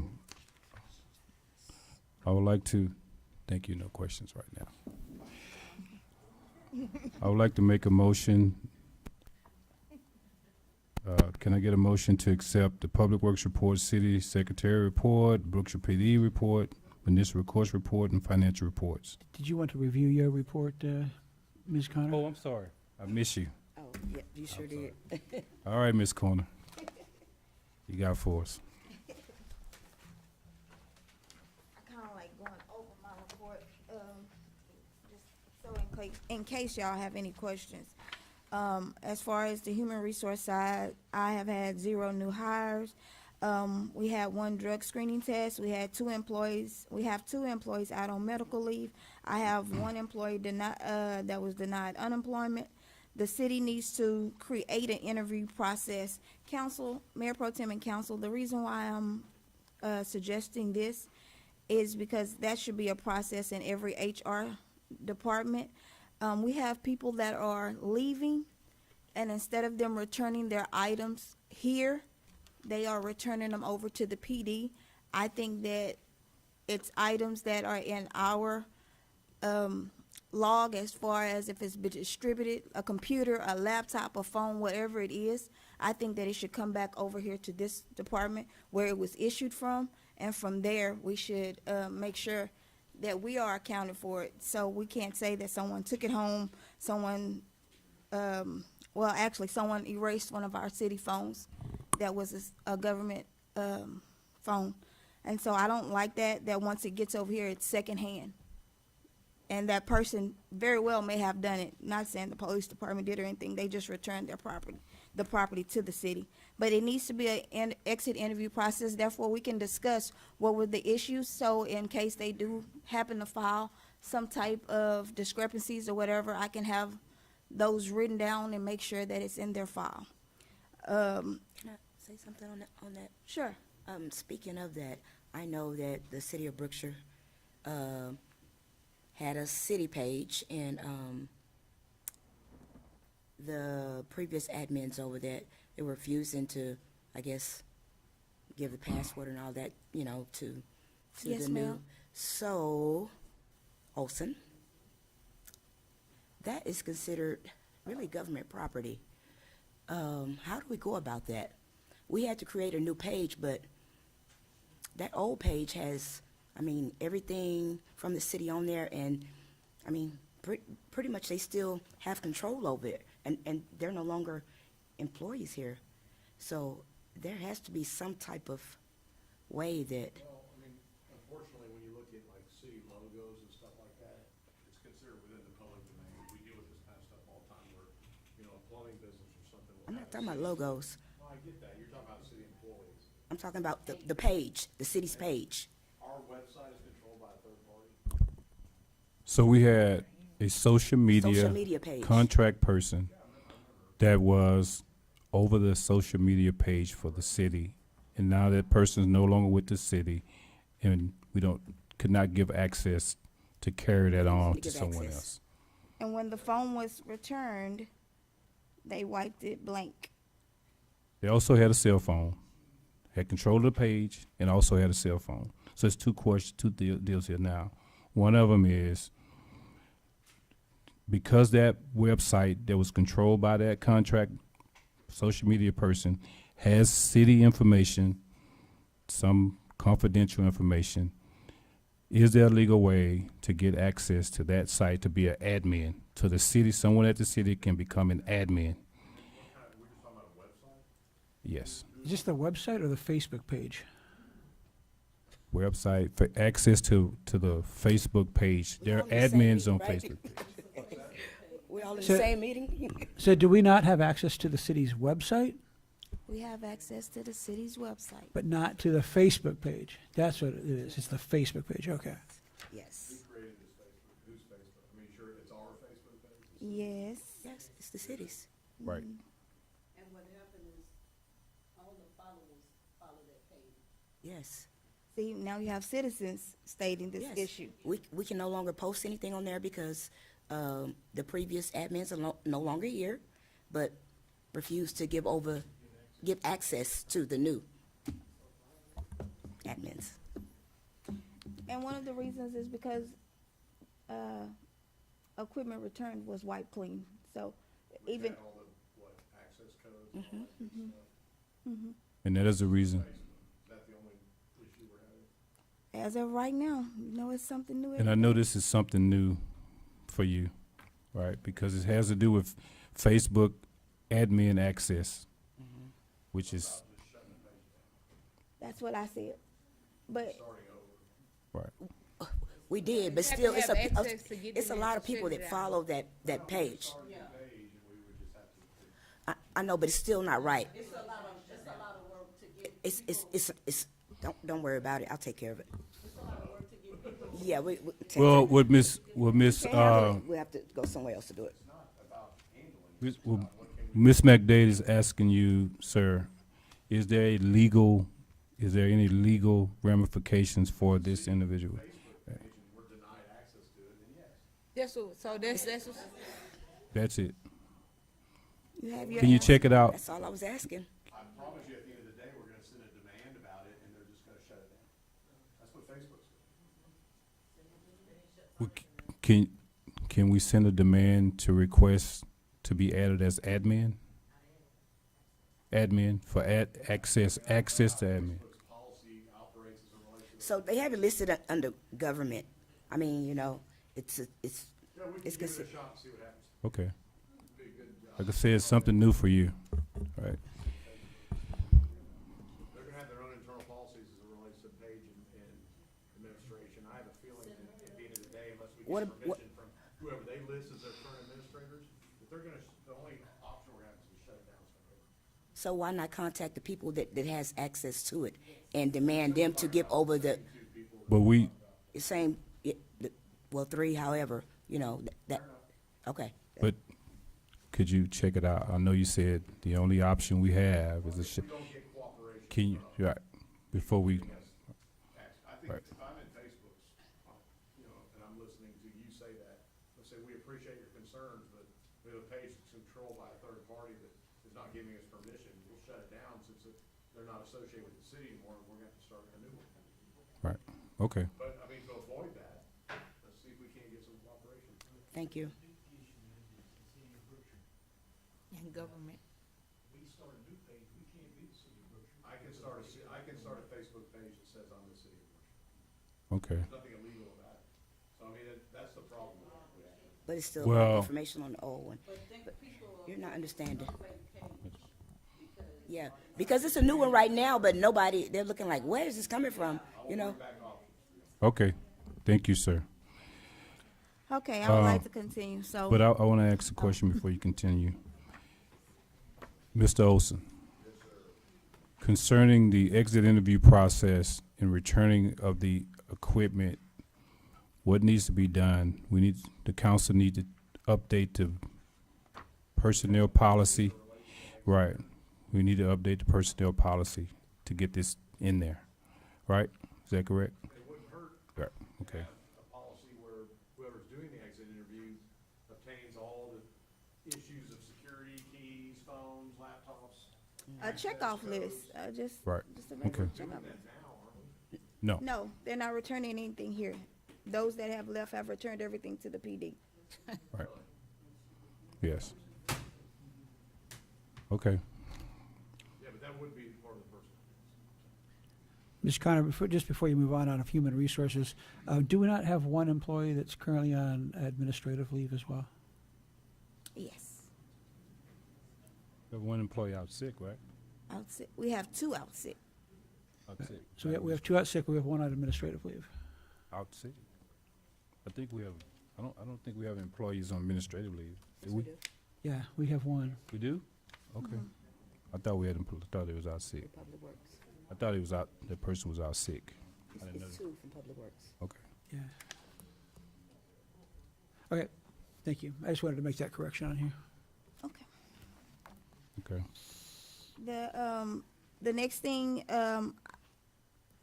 Mayor Pro Tem and Council, I think that one of the things moving forward, after we start on the budget and everything, we also need to do the personnel policy needs to be reviewed, revised, and updated, and so we can approve it.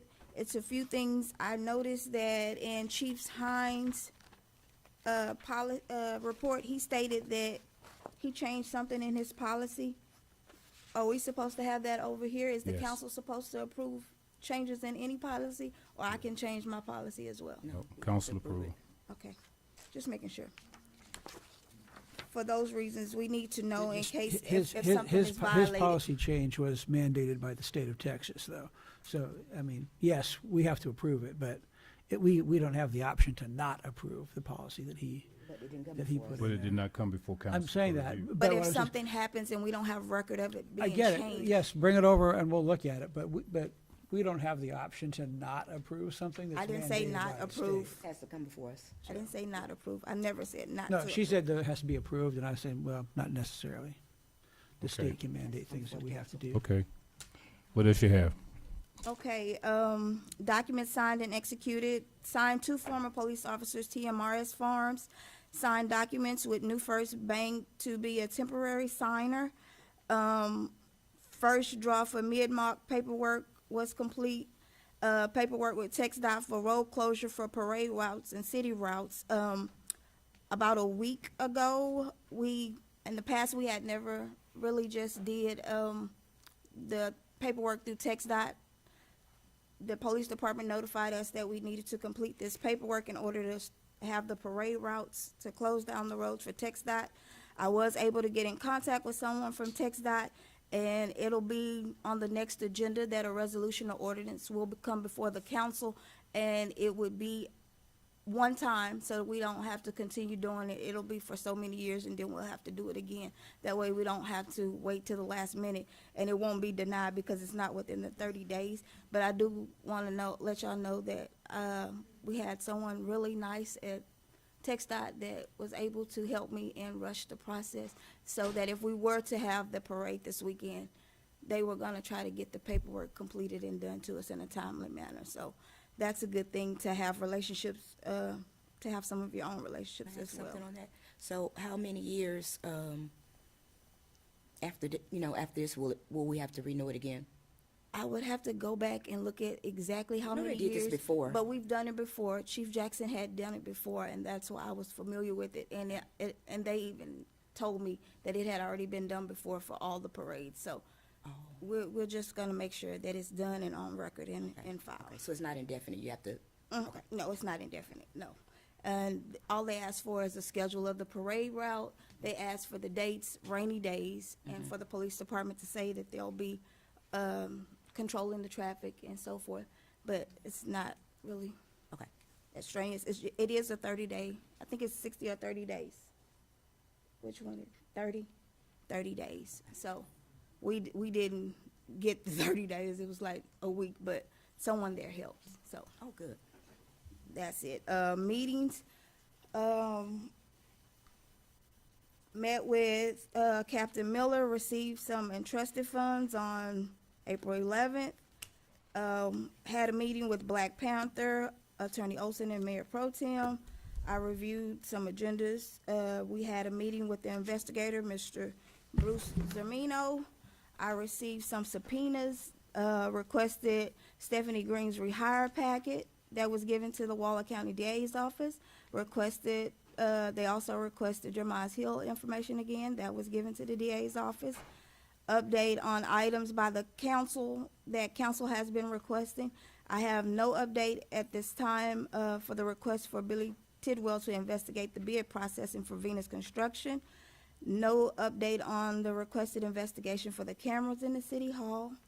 The update is the same as Attorney Olson told us last meeting, so y'all have that information already. A letter was sent to Miss Abby Ferguson, who was the social media person, to end the service agreement for the city of Brookshire to include the Brookshire PD as well on 4/16/2025. Things that I would like for the council to look into is pass an ordinance for the 2024-2025 approved budget. Yes, you did approve a budget in 2024-25 for 2025, but an ordinance was not created or done or passed. So we need to do that before we go into the next budget. If council could please give a directive to our attorney to create an ordinance in reference to that. Thank you, sir. Schedule a date for mid-budget review. I have some dates listed. If y'all would like to choose from one of those dates, you can email me with the date. City Hall admin meets every Tuesday at 8:05. And at those, so for those that don't know, every Tuesday we have what we call a Teams meeting at City Hall, and everyone comes out of the office, and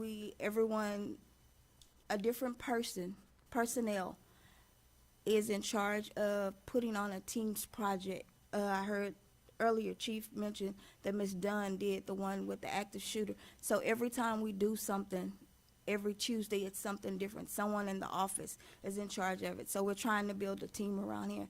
And so far it's been pretty awesome. Everybody has been participating, and we're starting to grow.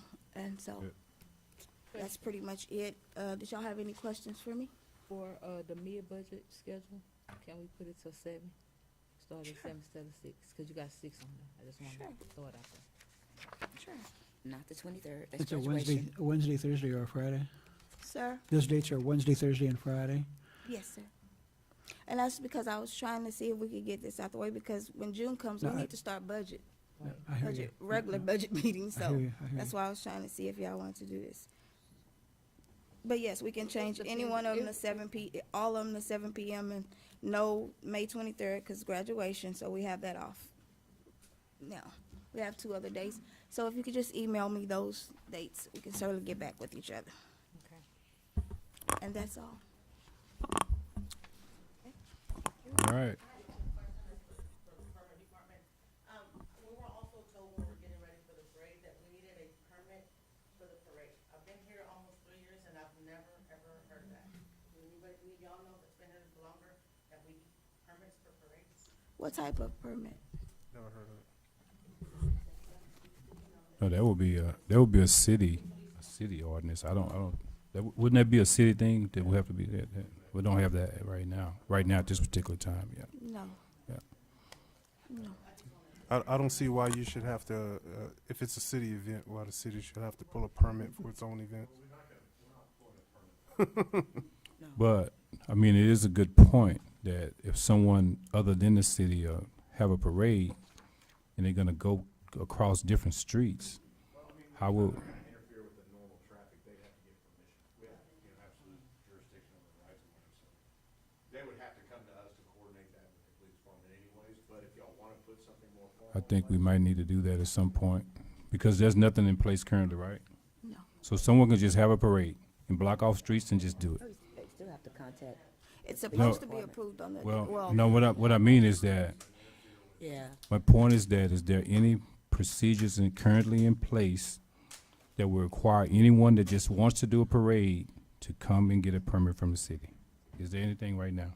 no, sir, we would have to create an ordinance. Right, that's what I mean, yeah. Okay, thank you. So, Mr. Richards, I would now offer a motion that we accept the department head reports as presented. all right, can I get a second? Second. All in favor? Aye. Motion passed. Okay, moving right along. 8 more items before executive session. 2 hours. New business. Discussion, possible action, review proposed letter of intent with Grunfos CBS, Inc.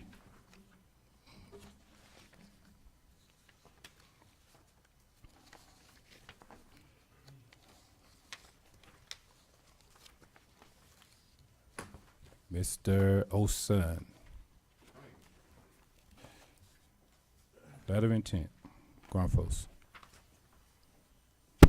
Mayor, council, I think we're all familiar with the Grunfos organization. Mike Franzen with their group approached us about the opportunity of putting together a letter of intent. Really non-binding, but just to kind of lay out that both parties in good faith would like to move forward with negotiating a potential tax abatement agreement. So he put this together. The only change I would suggest is we're going in a little different direction than what's represented. It does say that we're going to basically establish these tax increment reinvestment zone TERS. We're doing it through a different chapter 312 of the tax code, so it will just be a reinvestment zone. So any reference in this letter of intent will change from tax increment reinvestment zone to just reinvestment zone. And we'll work with Mike to make those changes if you approve it with the suggested revisions. So, are you suggesting that this needs to change before it's signed? Before it's signed, yes, sir. Okay. We can approve it with the. I believe, Joseph, if I'm with not amendments. mistaken, we did send Mike an email, even I think it was last week, just kind of, or you did, identifying that. And it's I would have made the change myself, but it's a PDF, and I didn't want to step on his toes. I'm saying, so as a council, we can approve it with. Oh, the absolutely, changes. with that change. We'll make sure we get this cleaned up and get you an opportunity to execute it tomorrow. Okay, and I have another question. So, this reinvestment zone does not affect the 19.40 acres? Well, it will affect any new improvements, taxable infrastructure put on the property that's subject to this tax abatement agreement. So, Any new? correct. The tax abatement agreement itself, when negotiated, will deal with what are we going to build new? We're adding on, we're building new facilities, and then we'll agree to abate that new stuff. But nothing that was already there? Correct. That kind of establishes the base level for the appreciation of value created by the stuff that they build. Okay. Can I get a motion? Have any further discussion on the matter? Grunfos has been a great partner for the city for a long time, and I think anything we can do to expedite or assist them in what they want to do, you definitely ought to look into it. So I would be in favor of approving this. Is that your motion, sir? I could make it a motion if we don't have any other discussion. Okay.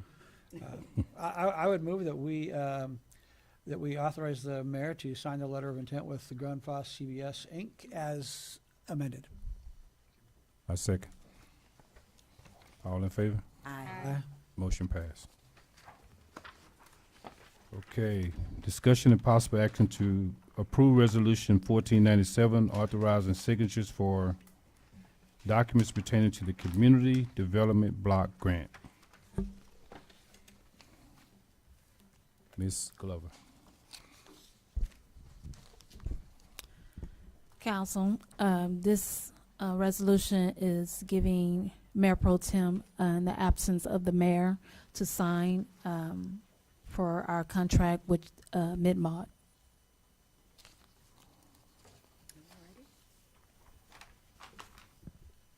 Any discussion? It's just effectively is good for one day. No, this is throughout the, Right, but the entire. so this would take effect today. Oh, and yes, then if it's on- approved, we it won't have a takes mayor pro today. tem that needs to sign on Monday because Mr. Richards or I That's right. will be sitting in that chair, so we won't need the mayor pro tem to do this. So this effectively is giving that authorization for one day. No, it's given, it's for either mayor pro tem, or secretary, and then the second section says mayor pro tem, city secretary, executive session authorizing to execute the state of Texas purchasing vouchers and requests for payments for documents. Okay, so who are we So- at? And So that will who's be being added? signed today, sir. Right, but who's The adding? authorization is going to be, this resolution is for today, to have, for No, everyone. for I get that, people. it's 4 people, but Right. we've done authorizations to sign for this grant before. Mhm. So this is a new authorization. So what is the change that's happening with this new authorization? Because in the past, it probably was only the mayor. Now they're amending it because we're having that issue. So they're including extra signatures in case they're not here because we need to move forward with this project. So we're just adding additional people, the mayor pro tem, Yeah. the city secretary. Just those titles. Got it, Yes. okay. Fantastic. Good question. Okay. Can I get a motion, please, if there's no further discussion? I make a motion we approve resolution 1497. Second. All in favor? Aye. Okay, the motion passed. Okay, discussion and possible action regarding a request to place a pier and beam wood foundation home on the property located 442 11th Street for residential use. Maria Beltran. 11th Street. Come on up. Good evening. Okay, so, I mean, it's a lot of information. So basically, initially, that was back in 2022, we wanted to put a metal building in that property. We paid for plating and, civil plans, drainage, and I guess the company that is in charge of the drainage, which is BKDD, didn't approve it. So now, we want to move a house, which is made in pure in BM to that location over there. And now they're saying, we have to pull out permits again, plans again. We spent almost $18,000 on this. So, and we spoke to some of their neighbors, and they didn't have any site plans or permits.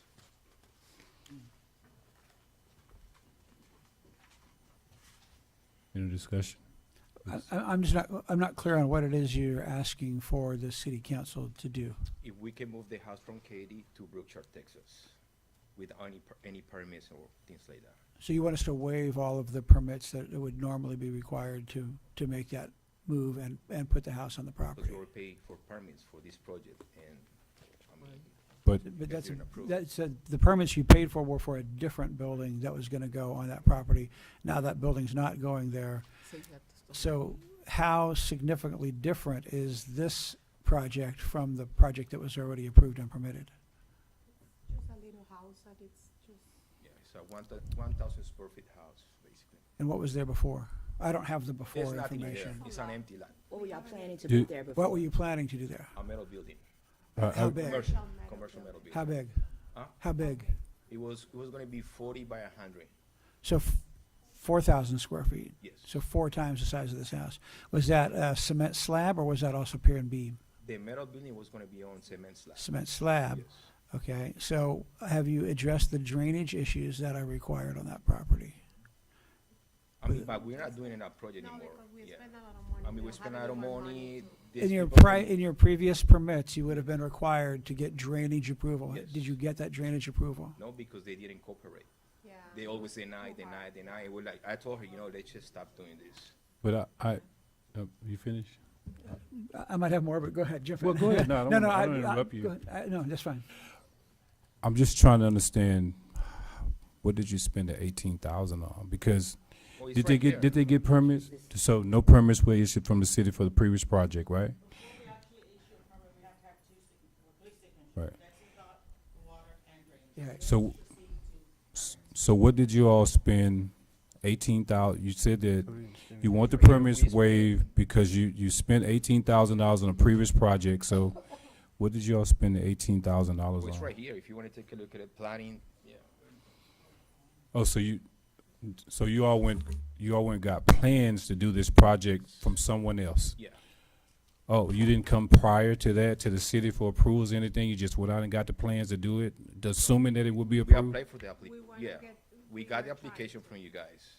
And it wasn't approved yet? Oh. Ms. Beatrice, you know anything about this? 2022. So Gunda probably was requiring that they have a set of plans before they would approve it. And so they went and got the plans done so that Gunda would then approve it so that it could come before the city council. And, yeah, so I'm sure that's what happened. So what it sounds like is the process was kind of Slipped. bypassed.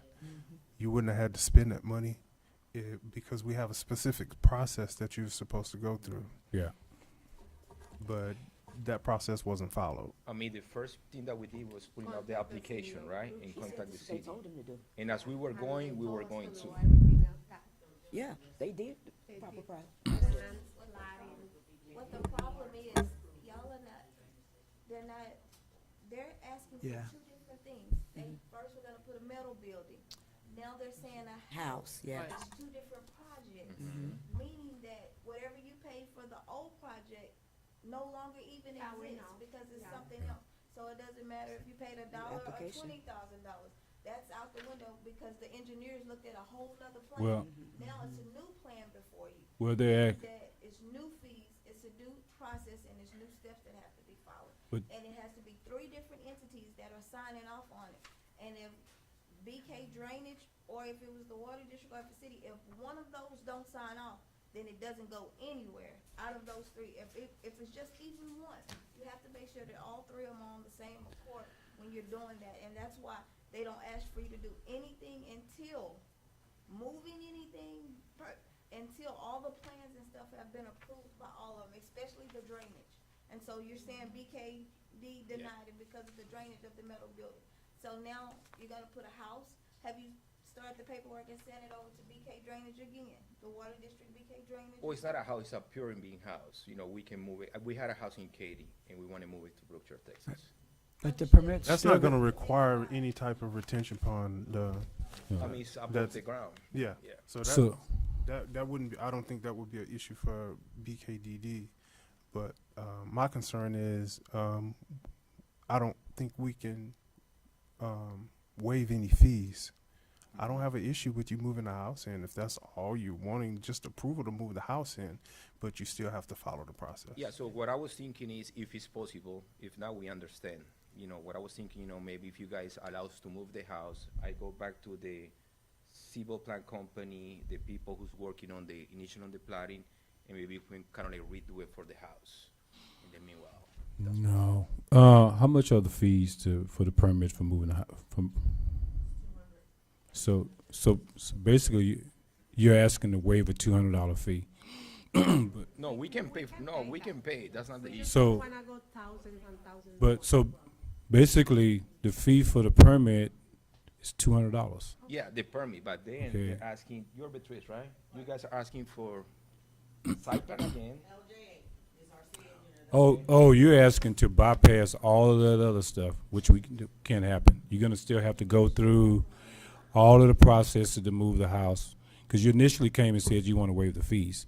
Now you're saying you want to waive processes. Okay, so you're still gonna have to go through all, get, like Ms. Corner said, check with the water district, drainage district, and get all the requirements to put this house there. That's one thing. The And good then news is it should be fees. much easier to do with a pier and beam house than it was with that concrete slab. yeah. This should be, BKDD probably is gonna have no problem, I would suspect, with that. I don't even think our water district will have much of an Right. issue with that. Interconnection might be the only issue with them, whether the site has interconnection or not. But it's gonna be much easier, but you still need to go through the process and have all of that process done.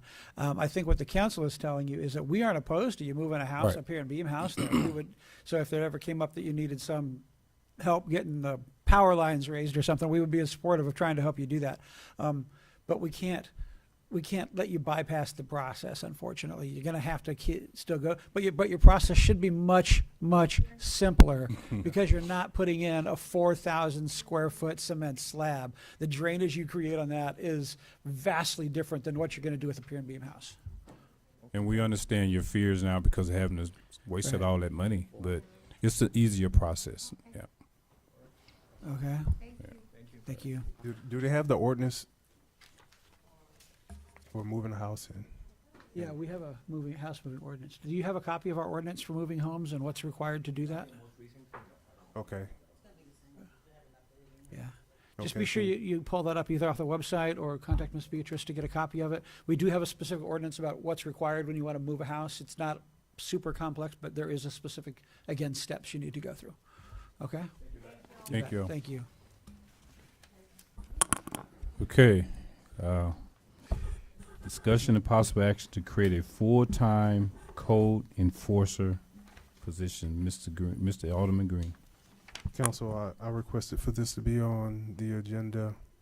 There's a lot going on in the community, and there's also a lot going on in the middle of the night. You sure right. We used to have a code enforcer. Those positions were taken out of place, outsourced it. Not to say that the current company isn't doing a good job, but when we have someone in-house who's here, ready, available from 8 to 5, makes a huge difference in what's going on in your community and how you can, they can play a big role in some of the development meetings, just driving around in the city, seeing what's actually going on, rather than having other employees do it or asking our public works guys to do it. So I'm asking council to take this under consideration and let's move forward. Can we include this in discussions when we look at the budget, the mid-year budget meeting in a couple of weeks and see what would be available as far as budget for creating Yeah. this position? Yeah, I'm not asking for it to be tomorrow. I'm Yeah, for it. I think yeah. we need it as well. I just would like to see if we can figure out how to put it into the budget to make it happen. Shouldn't be a hard job description since we used to have the position filled. Okay. Everybody good with that? Okay, no action on that one. The action Move on. is direction to the city secretary. Direct- Right. Yeah, I think you did that already. So, next one is discussion possible action to discussion possible action to remove road dividers from Lakeside subdivision. And so this particular item was, brought to me by one of the citizens of Lakeside. And as you all heard earlier, a gentleman came up, and I think he's still here, and spoke about the emergency services problem that they have getting vehicles into this subdivision. And so Mr. Boaz, he's on the neighborhood association in Lakeside. He brought this to me as a concern, but another citizen reached out to oppose it and said that it would decrease the value of the neighborhood, and the neighborhood will have to be replotted to do it, and all of that. When I noticed that there's no dividers on these streets out here, but I would like to, my opinion is to have the attorney to go in and look at this project and see what are the legal, well, I think there's several areas in It's all that through the neighborhood. subdivision. Yeah, yeah. Mhm. Yeah. Mm-hmm. It's the entry then from Main Streets. So I mean, how you, whether you, it's not gonna have distinction between. So on the main access road, when you come in, I'm not as concerned about those, because there's actual access there, but when you get into the neighborhood Yeah. on Lakeside Drive, It's bad. going towards Hovis Park, or even going towards the new development on the north side, but vehicles parked on both roads for Right. residents, because there's not enough parking in the driveway, there's no room for vehicles to get through. Right. This is correct. It looks like they created like a little esplanade without widening the right of way adjacent to it. Yeah. Yeah. If you look at the streets the same width all the way down, just they kind of stuck. Yeah. these little- And I think it used to be a mobile home park. Yeah. Yeah. Yeah. Now this is new. This came before city council years ago, and the same issue came about. Some people wanted it, some people didn't, and then I think it was the issue whether the roads were actually dedicated to the city. Well, I mean, there's a plat somewhere. Yeah. Right. But it's still a concern. If you drive through there, some residents are actually parking on their drive, in their yard. It's been dedicated to the public, and we can exercise jurisdiction over that right away. So, I mean, y'all have the right to go in there and adjust your right of ways as you see fit. It helps having a traffic study, but I don't think we need that when there's clear evidence that it's impeding our first responders' ability and other larger vehicles, panel trucks and others. Exactly. 3 years ago, when my mother was ill, it took almost 17 minutes to get an ambulance out of the neighborhood. Wow. Wow. How would you like to look at it? Right. Yes. Could you? We just need to verify that it's a public street. Yes. Mhm. Right. And then we'll look at costs after that. Yeah. Is there any further discussion on this? No, Okay. No, I don't have an issue with this at all. my only question is, do we want to do a public meeting, a town meeting, and invite those folks to come and share? I mean, if the majority of people there don't have an issue with it, perhaps this would not be We could. reasonable. I don't know. We could Yes. do that. Okay. We could do that. Yes. That's typically what we do. Yes. Okay. Yes. So let's do a public meeting Okay. for this as well. And after Mr. Olson come back with an answer, Yes, then we can do that. absolutely. Find the plat, figure out what's going on, and then we can hold a public meeting once we have information. Decide how you want to handle it. Let's find out whether or not, we can exercise. Yeah, because I've also heard that it would involve replatting, so I think there is maybe some plat concerns and issues there. Okay.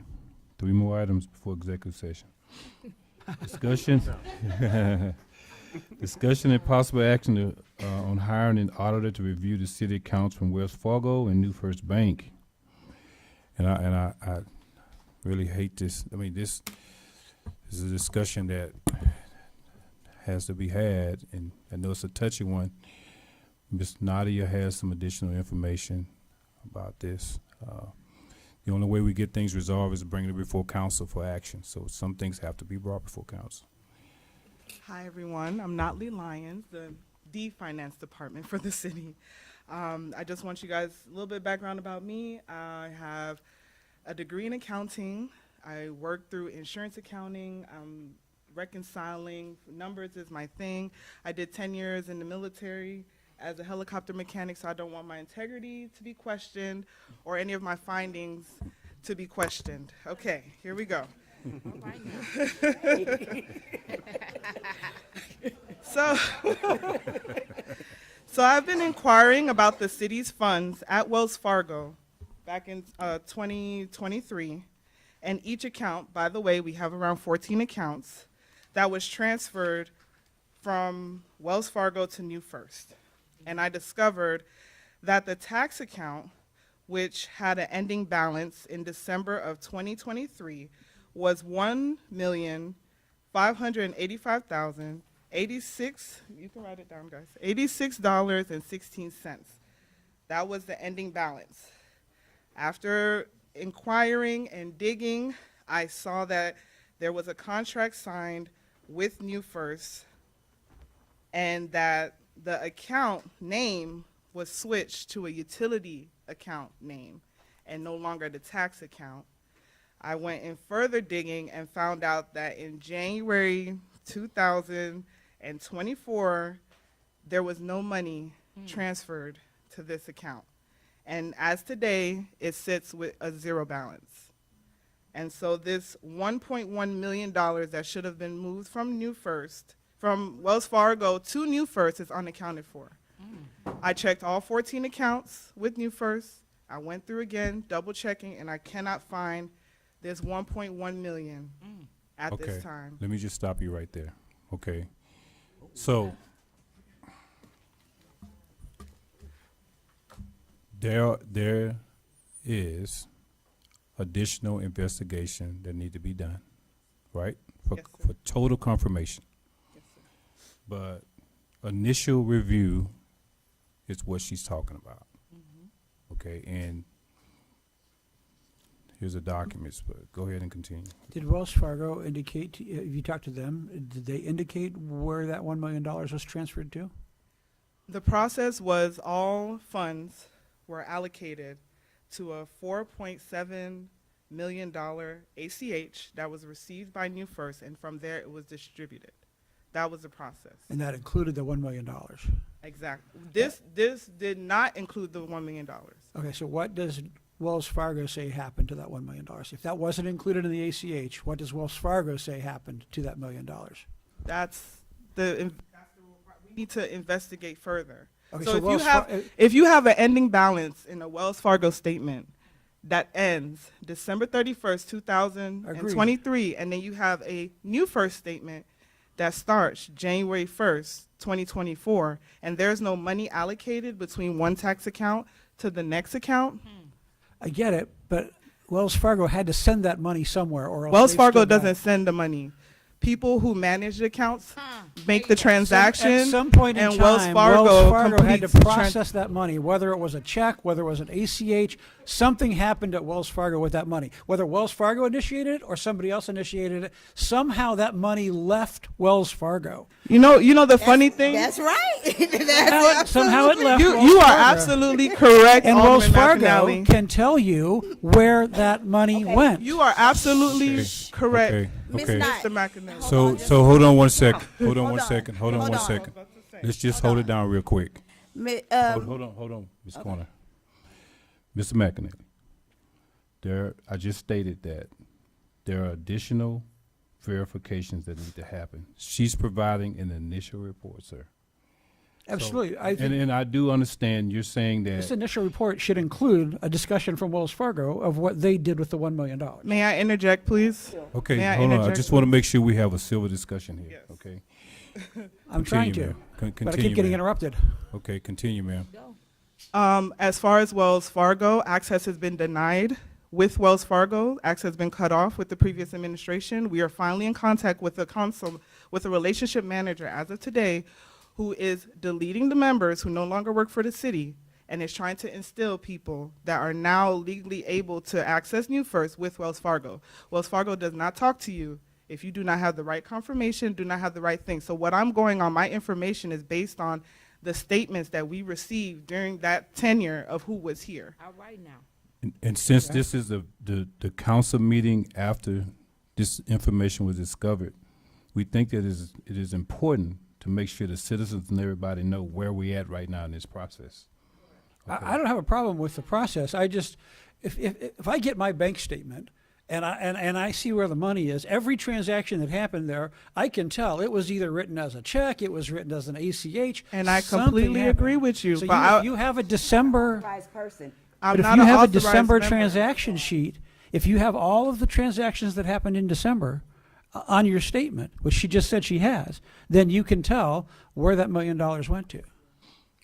Again, I was not, and now, and still not, an authorized person on this account. So you haven't seen the December Wells Fargo statement? I have a copy of the financial report from Wells Fargo from 2022. Okay. And I'm saying I cannot get further. This is why we need more investigation, because Wells Fargo would not talk to us further.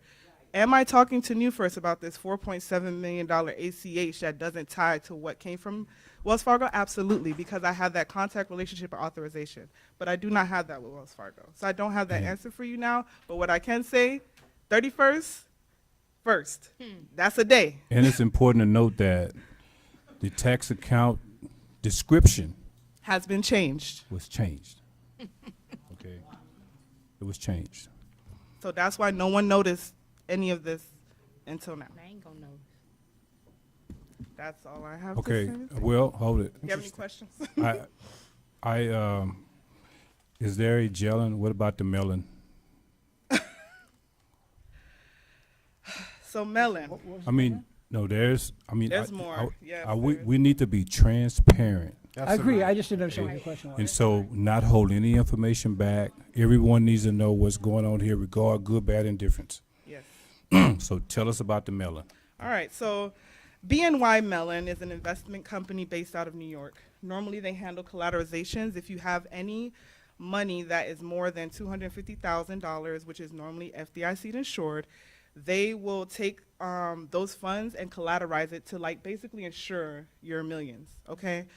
We've been getting these letters from BNY Mellon and wasn't really sure what they were for. So this week I went through and I asked Mr. BNY Mellon, I do have the coordinates, the emails that are redacted and everything, and I asked him, why do we have a market value of $4.3 million in this report?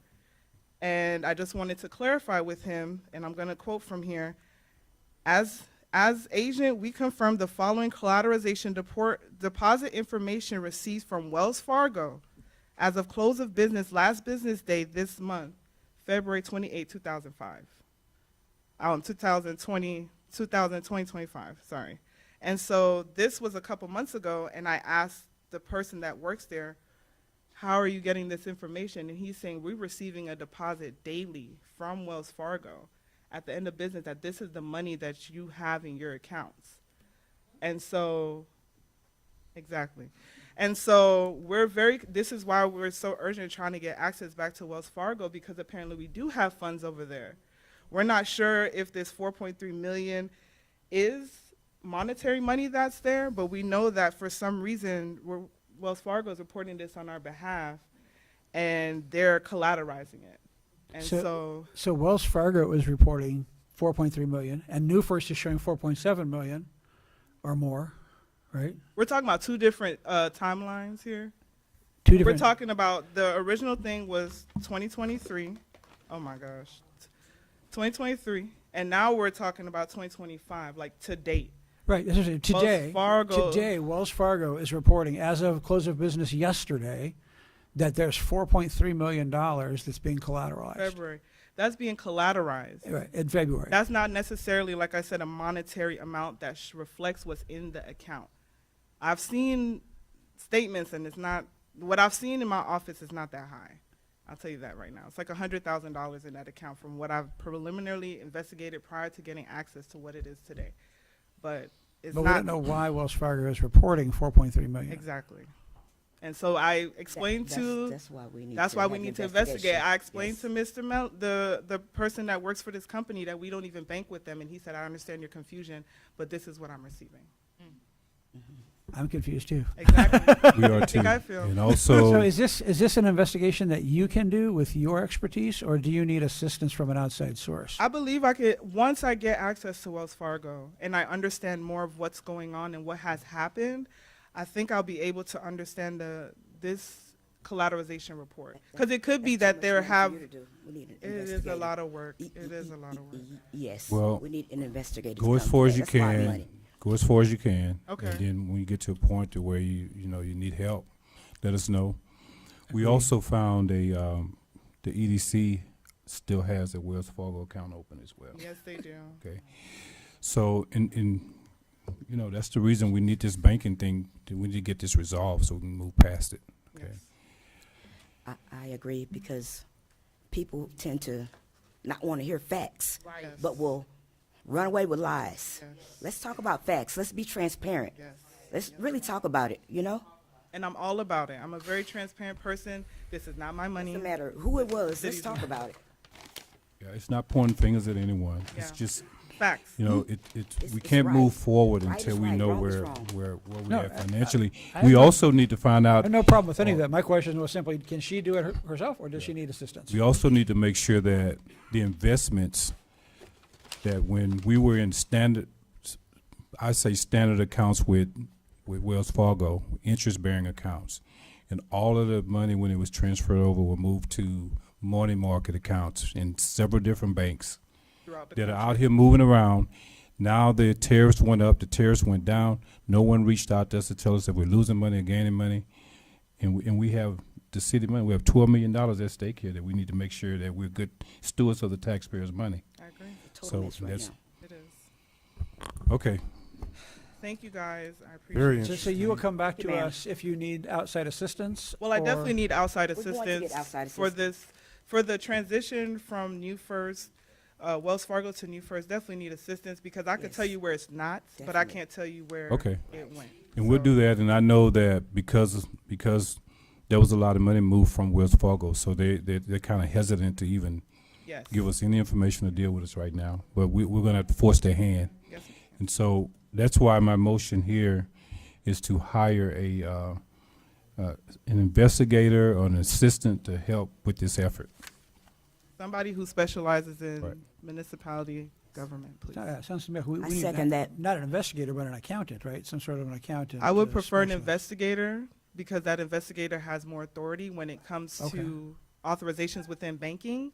They can say, no, I have this authority to get this information, whereas I am tied by the city.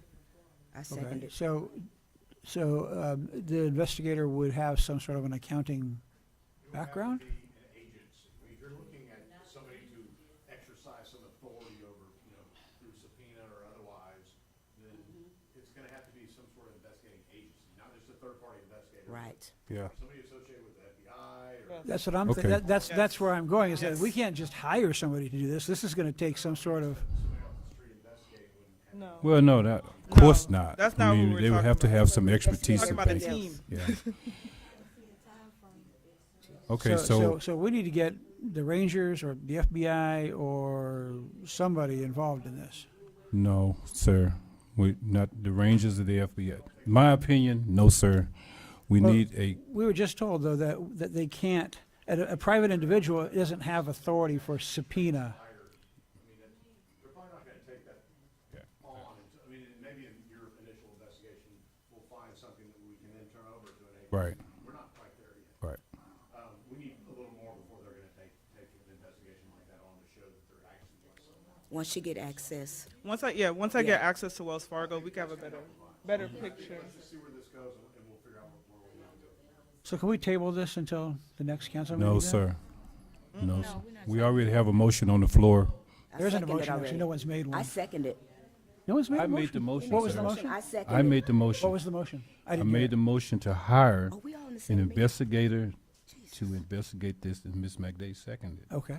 So my question is, you're getting an investigator that has no legal authority to do what you want him to do. Okay, you're misunderstanding the word investigator. I think you're confused on that. So my point is that we're gonna get someone, an investigator that has expertise in banking Right. or in accounting to investigate this problem. Is that good enough for you? Is that good? Yeah. Okay. Yes. Okay, I made the motion. Ms. McDay seconded. Can I get a, This person will, Aye. I have no more discussion. okay. Is there, Pump the brakes. you guys have already decided, so vote. No, It go doesn't ahead, matter. go No, you guys have already decided it doesn't matter what I say, Go ahead. so Okay, go come on. for it. Go ahead. Go ahead. I think there's some confusion about hire. We're not gonna pay some third-party person. We're looking Thank to you. employ somebody that's with an agency that can look into this. Thank you. So it won't be us actually spending money like a third-party investigator we've had do other, stuff around the city. We're looking for an agency that has the authority to issue subpoenas. So we're not taking this to Mr. Tidwell to go do an investigation. Are you scared that Jeremiah Hill gonna be in something? Same problem. We're not gonna be able to get that. Right. We would have to file some kind of suit and convince a judge to do a warrant or some sort of subpoena for that information through civil. But I think what you're looking for is some sort of agency that has the expertise to do that kind of forensic accounting Yes. if necessary. Yes. And take what you find and run Yes. with it. And ultimately have the authority to put a report together and give it Yes. to the DA if necessary. Thank you. Yes, sir. So that's, we're not, So, yes. right, so you're saying an agency, and that's what I keep coming back to, is what is an agency that would do that? The sheriff's department, Okay, FBI could do it. okay. We can also research additional agencies, right, that can do this? Maybe, I'm not trying to think who might have jurisdiction, but right now it looks like you're just looking for a good fit. So But we're not talking about a private person. We're not talking about a private individual that does this. I think so, unless, are you guys talking about hiring a private individual, or are you talking about What would engaging an you agency? recommend, sir? I'm gonna give you all the time. What would you recommend? I would recommend that we We get fix an this problem. agency. What would you recommend? I would recommend that we get an agency as the, I have a recommendation that kind of involves both, maybe. okay. I think it's a little premature to see if we need somebody that actually has expertise to assist in your initial discovery before we give it to the next. So I think just let her finish what Yeah. you can't, get it to where we can go, and we'll decide whether a third person, private, somebody that has experience in banking and accounting can come in and assist in putting something together. which is why I suggested we table this for 2 weeks to I've give her the already chance seconded in order this. to figure that out so we know If where I to may, go. if I may, I think the issue is. Hold on, y'all. I think the issue is we're trying. This is a lot of work for just one person, and we know that things don't look well from an accounting perspective, and we need someone with that power and authority to immediately help us. Right. Because what's the issue is we're running into the audit in 2022 audit. Now we're affecting grant money, and this is something that needs to look at this file. This took me 2 days to gather once I got everything and investigate and highlight and tick and tie. And that's 2 days of me not being able to do the audit.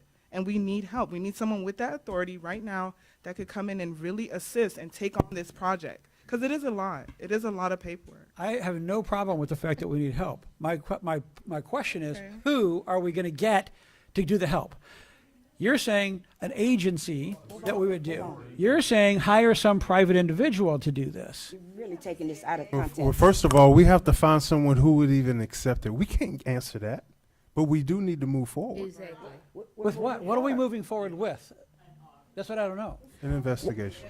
By whom? Okay, I want to know, why is it always a problem when money comes up and it involves the previous council administration? We got to move on. I don't care if they're your friends. I don't care who they are. Right is right, wrong is wrong. We have to move on. Motion It has on the to be floor. investigated. That's why. I at have some not point- yet said no to an investigation. As a matter of fact, I have said repeatedly, we need an investigation.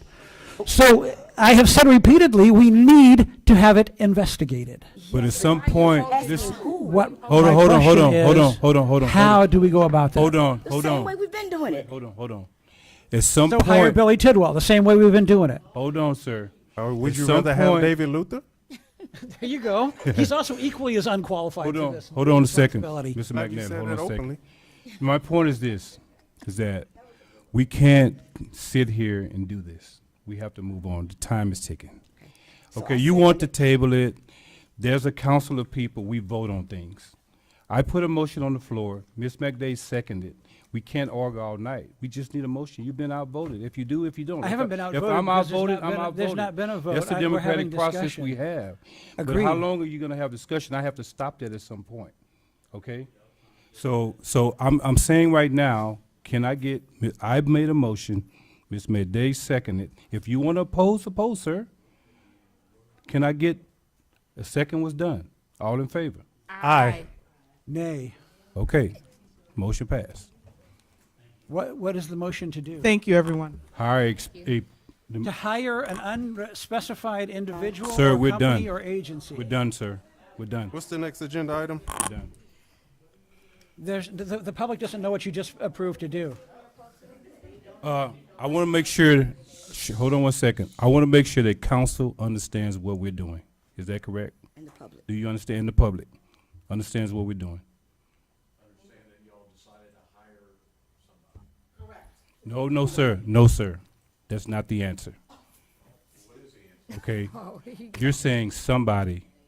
I'm saying we're hiring a professional person that understands banking and accounting. After Mix Natalie goes as far as she can go. And you made that statement. To let her go as far as she could go, and then we would. The person you're going to hire Okay. can't do the investigation you want them to do. They don't have the power. You don't even know who that is yet. Let us go look. That's what we're saying. You don't even know who that is. We're You asking, should know who it is before you make a motion. right. Is that what you're saying, sir? That's the law. We're not saying subpoena. No one. Okay, can you go, no. So I'm just trying to make sure that the attorney understands the public, so it can all be explained to the public, because I heard you say, okay, that we were gonna have Miss Natalie to go as far as she can, and then we were gonna go hire someone that has banking, accounting experience to help her with this. Right. Okay, we know that. We know that.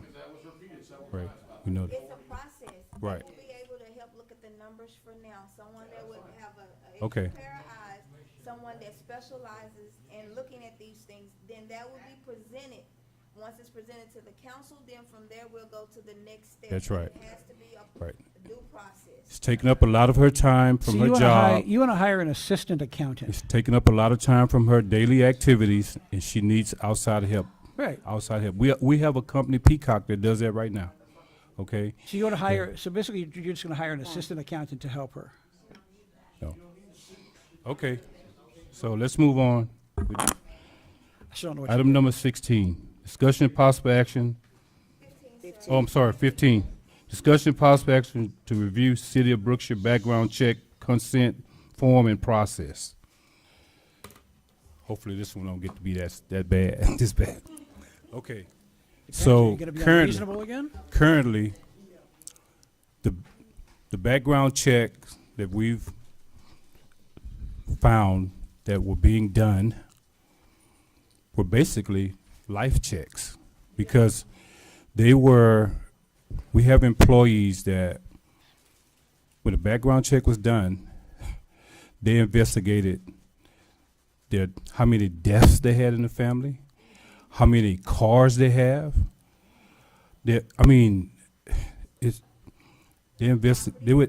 What type of property they had, the value they had. When it's just how many times they moved. Pictures of the cars that they've had. Where did you get this information? Currently, I'm going through the HR files, and I have been reconstructing them, making sure that everything is in them, since a lot of the folders are empty. A lot of people walked off with their paperwork, or it was shredded, because from what I understand, it was a shred machine here for almost 6-7 months, maybe a year. So a lot of information has been shredded and is now gone.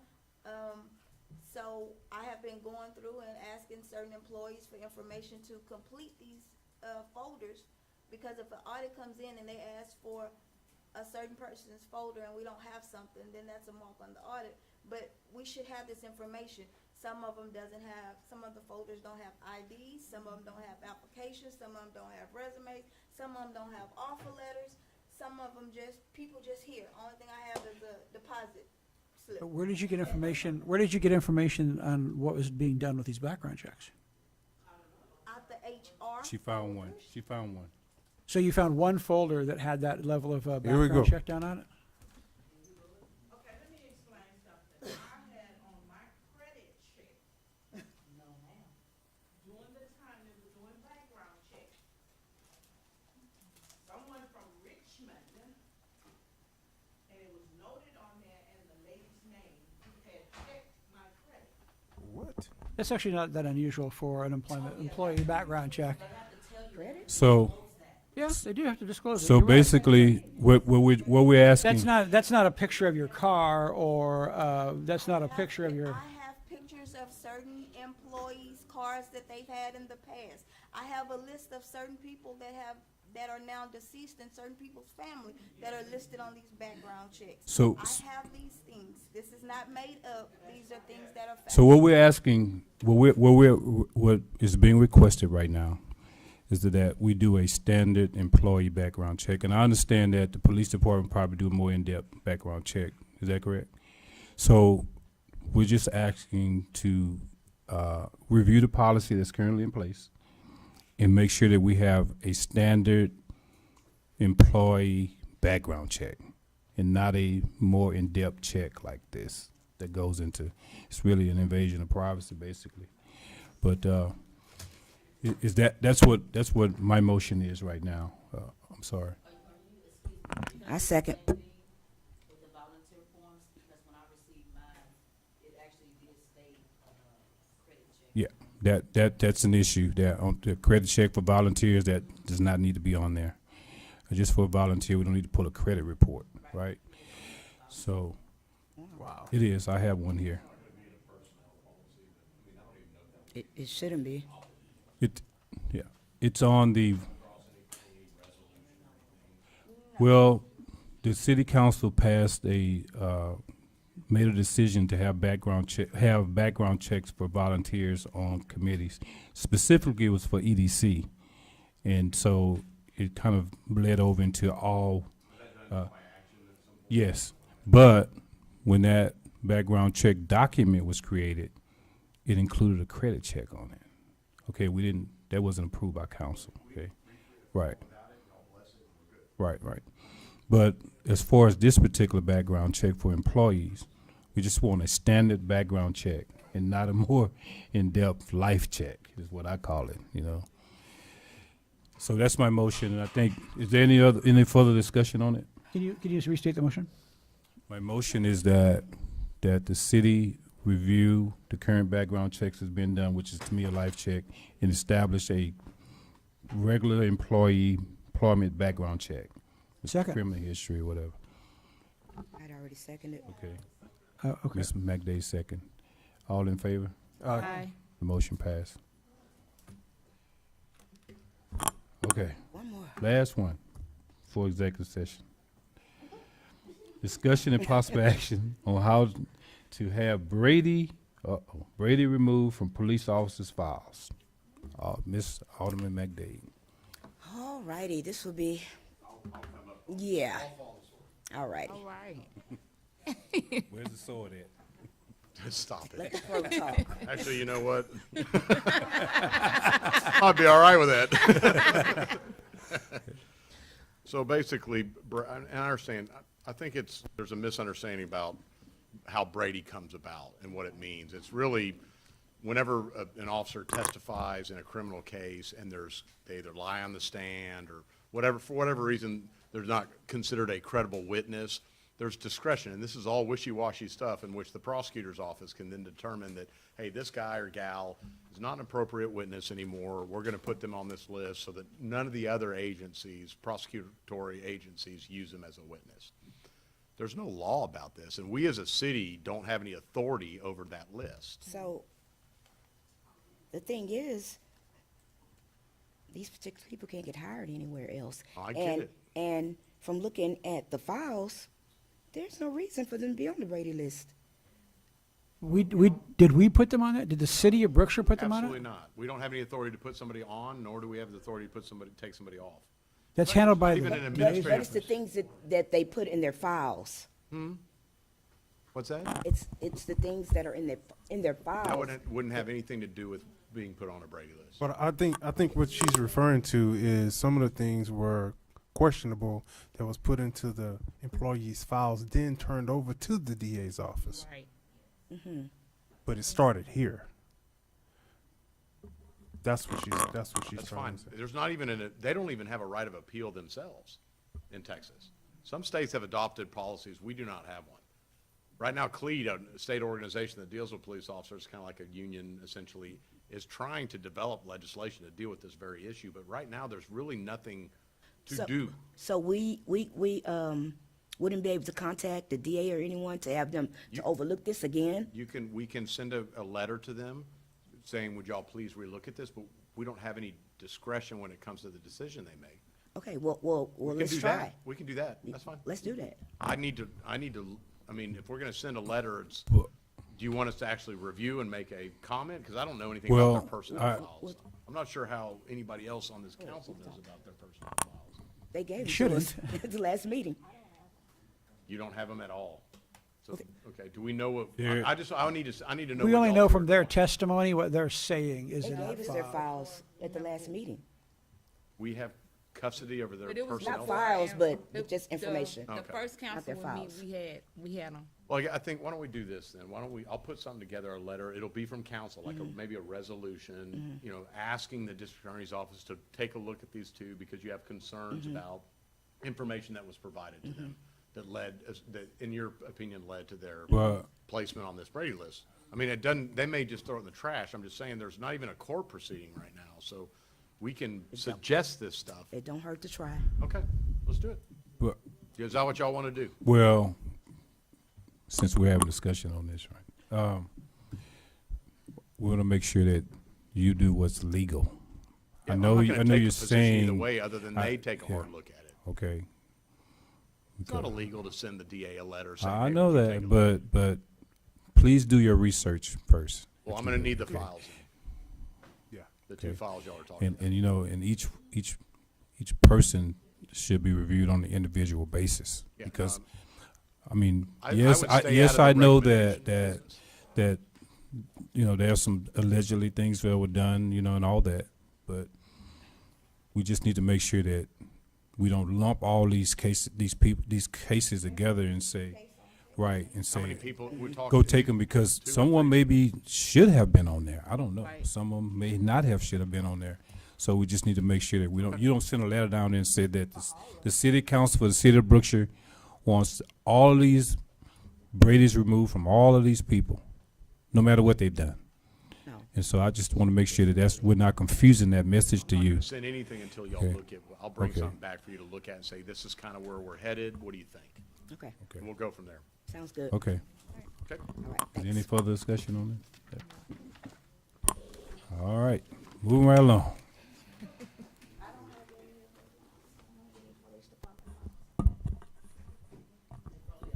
Mr. Hines should be able to give you some in-depth information on Brady's and stuff, I'm sure. Right, Mr. Hines? You should be able to give him. He gave me some good stuff. I thought so. Okay. Okay. All right. All right, executive session.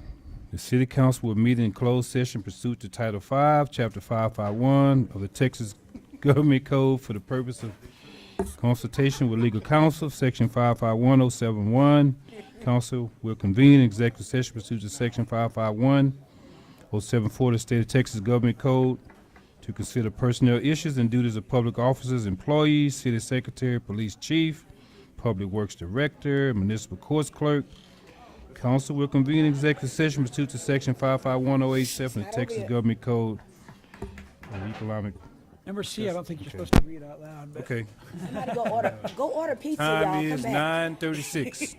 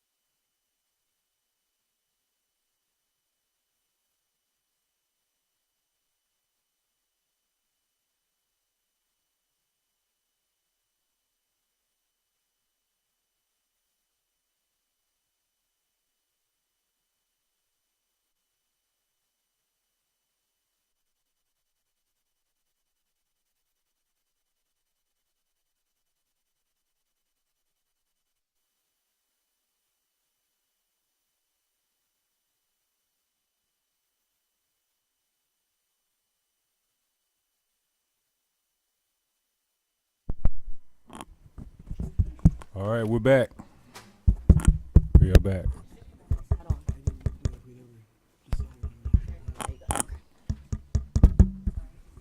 It is now 10:03, You're good, you're good. and results from executive session, there's no action. So agenda item number, That is numbered. so I don't know. Future. Okay, future agenda items. Mr. Green. Yes. 14th, okay. Discuss impossible action,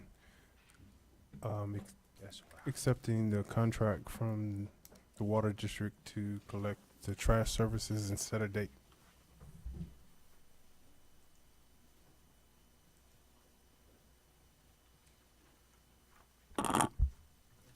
Is that it, sir?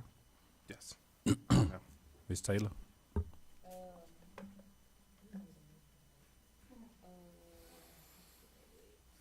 Discussing possible action to create, well, not create, the road dividers, the budget, like a budget meeting about, no, not a workshop, I'm sorry. We were doing a public meeting on that. Yeah, that's what I mean. That's, that, after Mr. Olson comes back, right, right.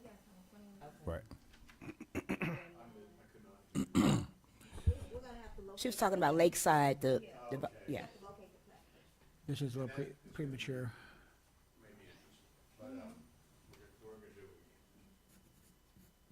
Okay. Anything else, Ms. Taylor? Mr. McAnally? Nothing at this time. I don't have anything at this time. No, nothing. You don't have anything. Wait a minute. Not this time. Say it a little louder. I have nothing. Ms. McDade? Yes, I have one thing. Actually, to discuss 13th Street. I know we were talking about changing the name, but as of the last meeting, a lot of residents wasn't pleased with that. So maybe we need to consider other options, maybe a monument, or I know Mr. McAnally stated that, was that Brown? It's the Brown Tract folks. They have a couple of streets that they've offered we could name one of their streets in honor of the Jacksons in that new Brown development. Would that be the extension of 13th Street? I'm not sure I don't think their plat goes that far. It'd be an extension of 11th Street, I think. Oh, yeah, 11th Street. But, Okay. anyway, it's not perfect, but it was just an option to be able to honor and recognize that family. Okay. So, yes, I would like to discuss maybe getting a monument or some of the options. Options, yes. That it? That's it. I do have one thing.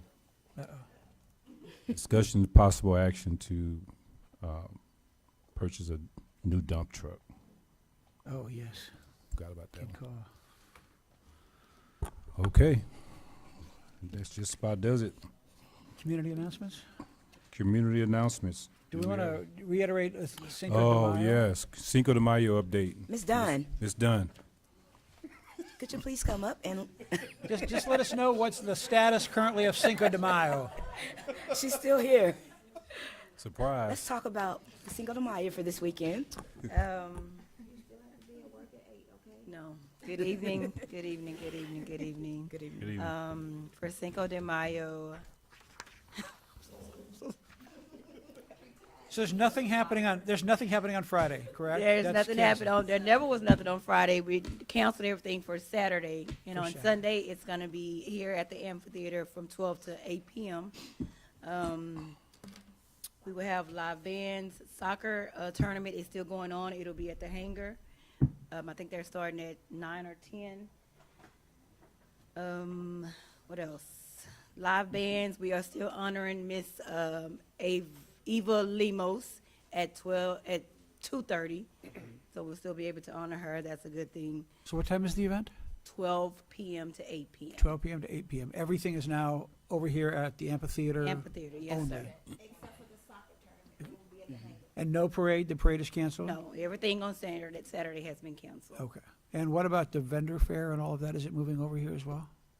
The vendors, yes, Yeah, they okay. coming with us. Okay, I was wanting to be sure. Yes, Still doing that. everything, yeah, Okay. everything will be here. We've Awesome. reached out to every vendor. But if you have not heard from us, please reach out to us, 281-375-5050. Ask for quotations done. Also, concerning security, and I think you all work with the school and also Brookshire PD, right? Yes. And specifically, to make sure that there are barriers, equipment, or vehicles blocking any vehicle from having access to drive into a crowd, because that seems to be the thing that's going now from what I've seen, some incidents in other cities or whatever. So we have that correct, right? Is that, we're gonna stage equipment on, Visit with Clint, told him the importance of fit at Velasco and Cooper, and to make sure that it's spaced from sidewalk to sidewalk, so that it, doesn't give the appearance of parking, you can jump off on the curb, go on the sidewalk. Mhm. I think we're gonna have a little difficulty over here, but as long as we have our guests parking on the curb over here at Fifth, and then with the public works equipment, we should be in good shape. Also told me you need to cover this, the parking lot, the exit coming out of the parking lot at the convention center, that we need some equipment there as well. okay, So that somebody doesn't gain access. Yeah. right, right. So the last conversation I had with Mr. Clint was yesterday morning, and we are blocking the entire perimeter around this event. So we'll block off from Wells Fargo all the way down here to the Jesus is Lord Church, and then we'll block off at the end of the Water District and also at Velasco. Okay. And we'll go down Fifth Street all the way up to Clay's funeral home sign. We'll block off there. So there'll be absolutely no parking in this area.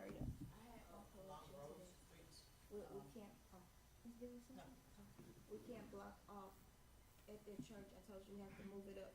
Yeah, that's what I said, right before it. Yeah, because we have to allow them to go into the post office. I just want to make sure that they're Yeah, able to we're blocking off go before into that. the post office on Saturdays. And actually, Sunday. Mayor Pro Tem, I know several times you have talked to me and Ms. Dunn in reference to blocking off the streets when certain incidents are happening and about people running into the crowds. Today, I noticed that during National Day of Prayer, we should have probably blocked off those roads because continuously people sped down the street and people And were I kept sitting in looking back, vehicles. right, Yeah. every time And I, so now, me and Ms. Dunn talked about that, Yeah. and actually, we should have called someone out. okay. Is that it for Cinco de Mayo update? Any more discussion on it? Election Day, May 3rd, happening right here at Convention Center. 7 to 7. Yes. Yeah, Okay, so, 7 a.m., 7 p.m.